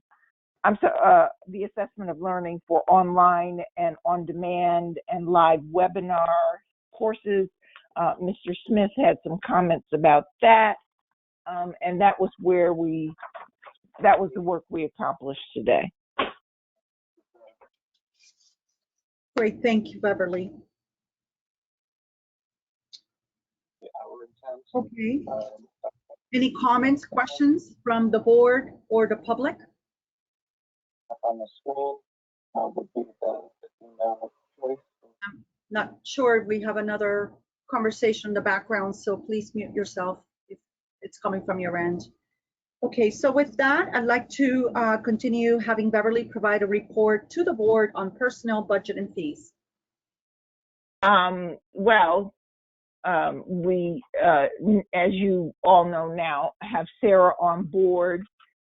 We are the funding, as I mentioned at the May meeting, the funding for the position of general counsel is still available.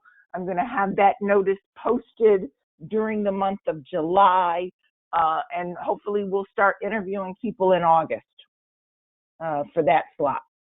So it would be great if we could have someone in place by the fall. That's my goal, to have a general counsel in place by the fall. Fantastic, Beverly, and we support that goal as well. Thank you for your efforts here. Yep, you're welcome.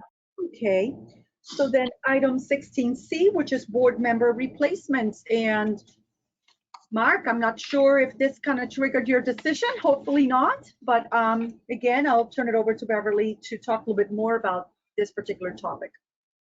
Okay, I just wanted to say bye, Mark, again. We'll miss you.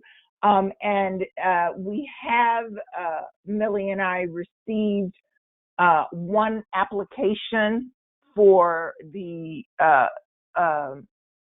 seat vacated by Mr. Sadiq. So Millie and I, again, during programming month of July, hope to schedule an interview. We've already responded to the person to let them know, to thank them for submitting the application. And we're going to repeat that process for Mark's slot. So I'll get something out to continuing ed providers. I'll revamp the notice that's up on the website so that folks will know that we're looking for not just one person, one LSP, but Mark's slot is an LSP slot. So we're looking for 2 LSPs. I'm a little concerned because it's moving very slowly. We've only had one person contact us thus far. So I'm asking the LSP community at large to encourage people to apply, to give us some consideration. I know it's a lot of time. I know it's unpaid. I know it's a substantial effort on the part of anyone who takes on the responsibility, but still, I'd love for you to do it. Thank you. I join you in that statement, Beverly, and I really encourage the LSP and practitioners to consider this opportunity to serve.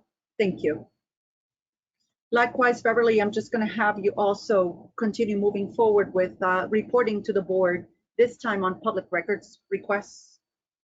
Yeah, I am hoping to disseminate the draft minutes that I have edited for July 2020, August 2020, and September 2020 to the public records requesters so they can at least have something in hand. I think I mentioned at the last meeting that I talked to the state police, and so the April 2020 meeting minutes are not going to be disseminated because that matter is still under investigation. You remember that was the Zoom bombing.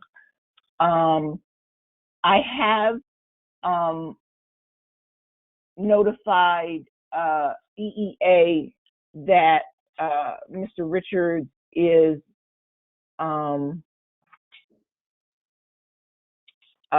resigning his position. Just to backtrack a little bit.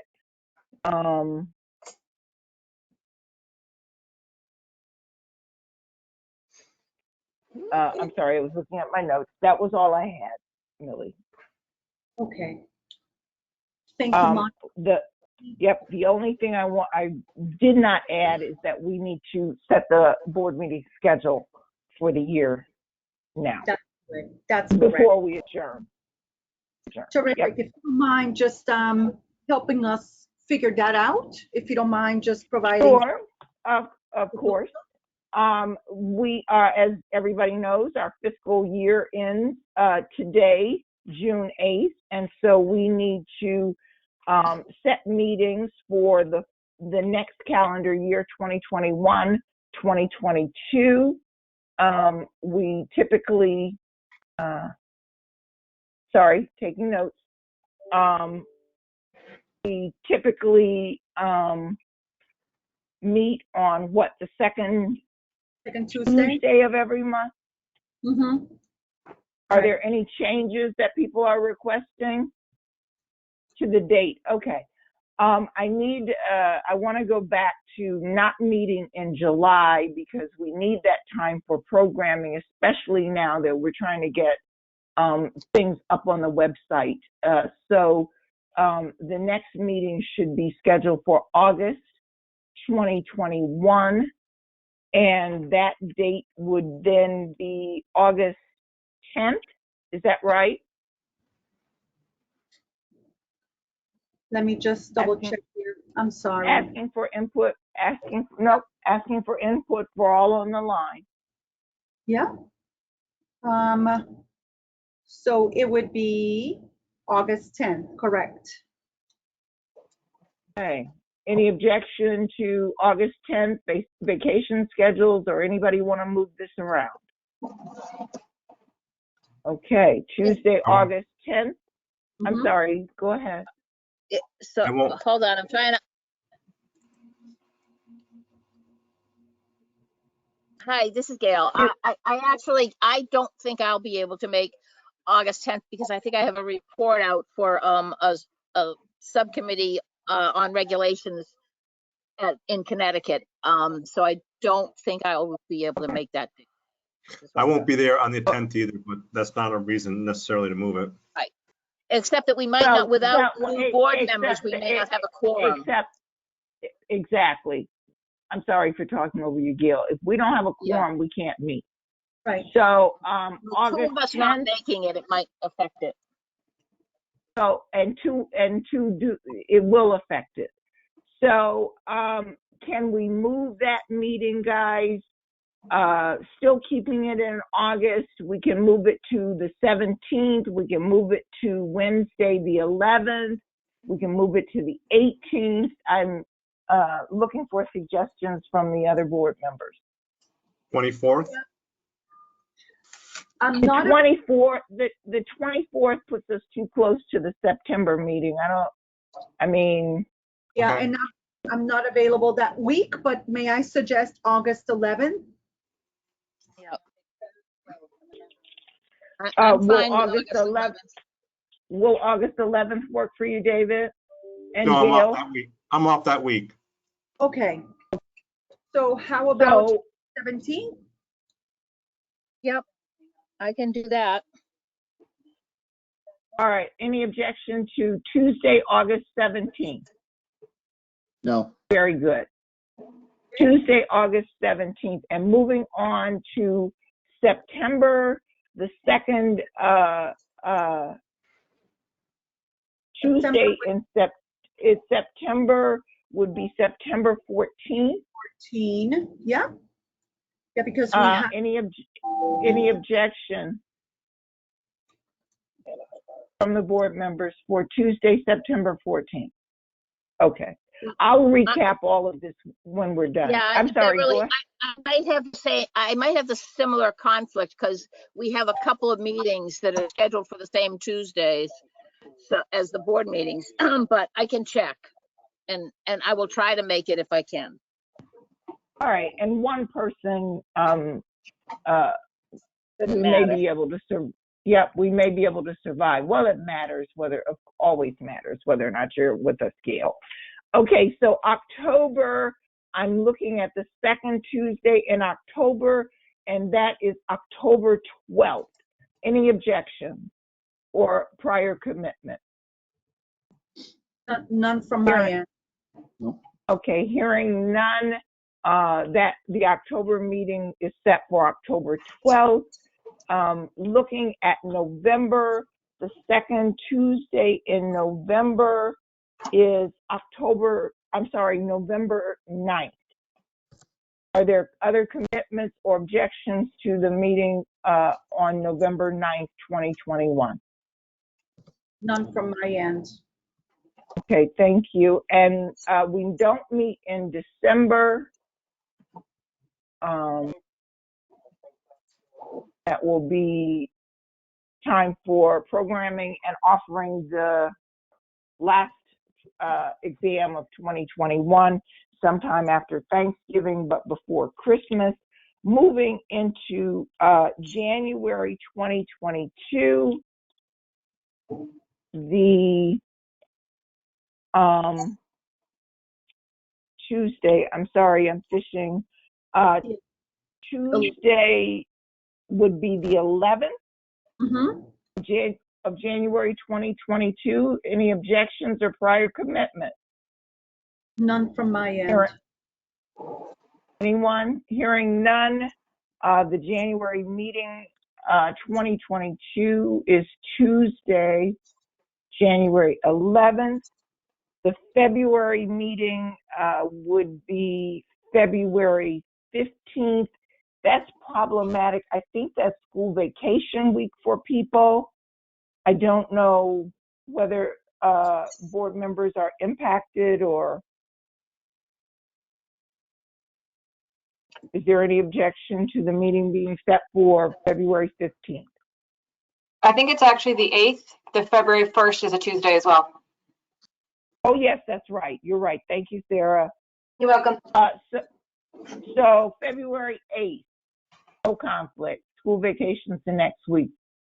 Okay, so any objection or prior commitments to Tuesday, February 8th? None from my end. Hearing none. March, the meeting would be on March 8th. Any objections or prior commitments to the March 8th, 2022 meeting? None from this. Hearing none. I'm sorry, Millie, go ahead. Oh, none. None from my end, Beverly. Okay. April, March, April 12? Any objections or prior commitments to Tuesday, April 12th for the LSP board meeting? Beverly, I can None. I will sorry, go not ahead, be Greg. available. Oh, that's Jamie. Okay. And also It goes Greg. both of us. Okay. Oh, you spoke at once. Okay. So are you out that entire week? Do you want to move it to another week? I just, anything could happen. And with you guys definitely being out, if somebody breaks a leg, God forbid, or something else occurs, then we wouldn't have a quorum. So I'd rather change the date to accommodate you two than to take a chance, rather than put pressure on everyone else. So I will likely not be available for any date in April.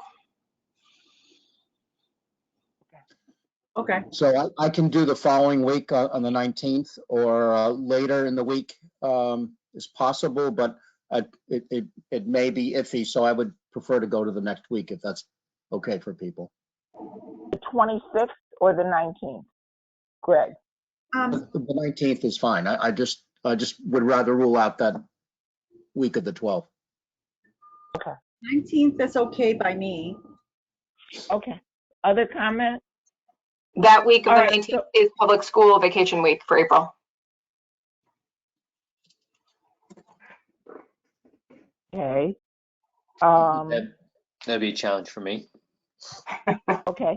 That was Patrick. Everybody will get used to everybody's voices. So would it be better, guys, to move this meeting up to the 5th or back to the 26th? Well, to complicate things, I'm not available that week either, of the 5th. 20.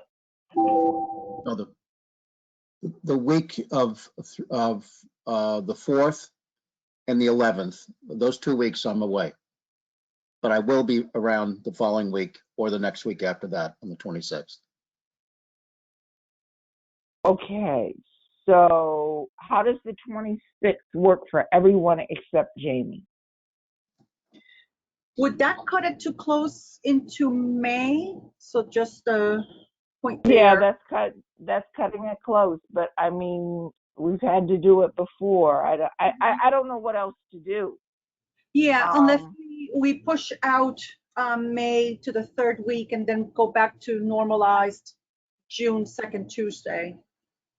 That's what I was going to recommend. Either changing March or May by a week might solve that. All right, since we've I already mean, in other got, words, we can't do the 5th anyway. So the 26th, we'd have to do May. Sorry. Yeah, so 26. yeah. So April 2022, the meeting is scheduled for Tuesday, April 26th. Yeah. All right, and let's move the May 2022 meeting from the 10th to the 17th. Mm-hmm. All right. Yeah.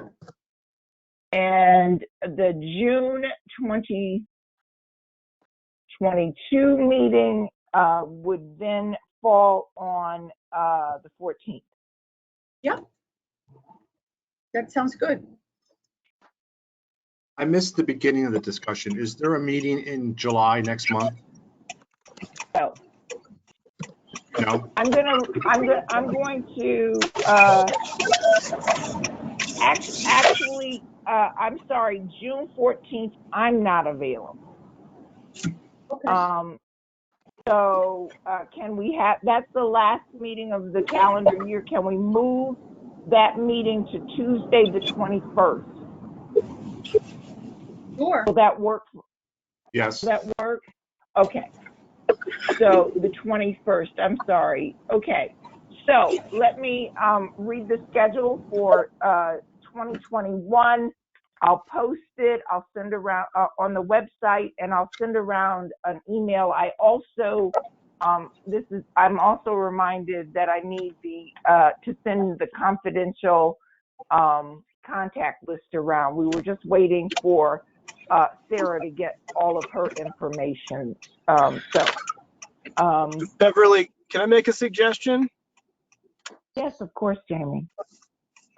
Could we maybe get calendar invites for all of these dates, and that way we would have them for the whole year, and also you could use them as your quorum check rather than having to do that separately.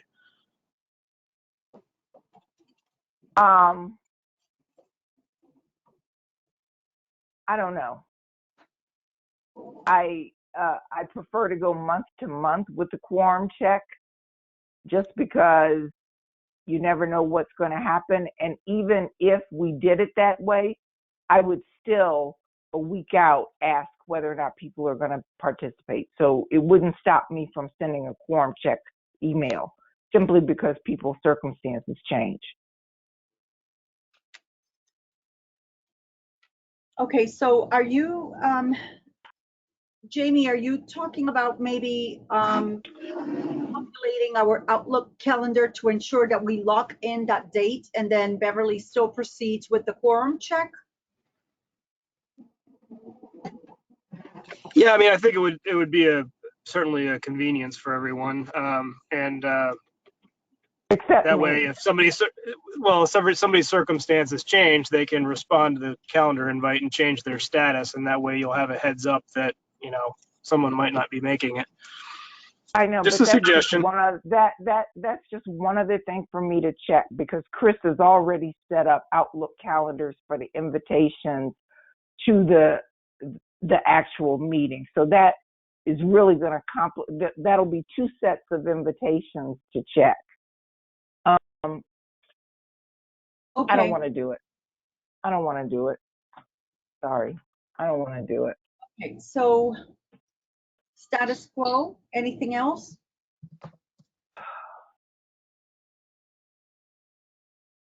Let me read off the dates so people can mark them down. In July of 2021, there will be no meeting. Again, I'll confirm this by email. On Tuesday, August 17th, 2021, the board will reconvene for its first meeting of the new fiscal year. September 14th, 2021 is the next meeting. October 12th, 2021 is the October meeting. November 9th, 2021 is the November meeting. We do not meet in December.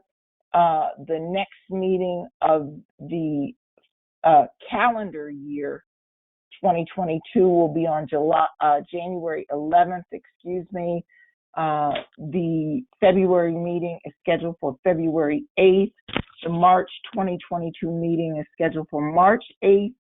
The April meeting is April 26th. The May meeting is Tuesday, May 17th. And the June meeting is June 21st, 2022. Great. So we've accomplished this, and I take it to mean we do not need to vote, seeing that we all participated in coming up with these dates that Beverly has just double checked and affirmed for us, correct? Yes.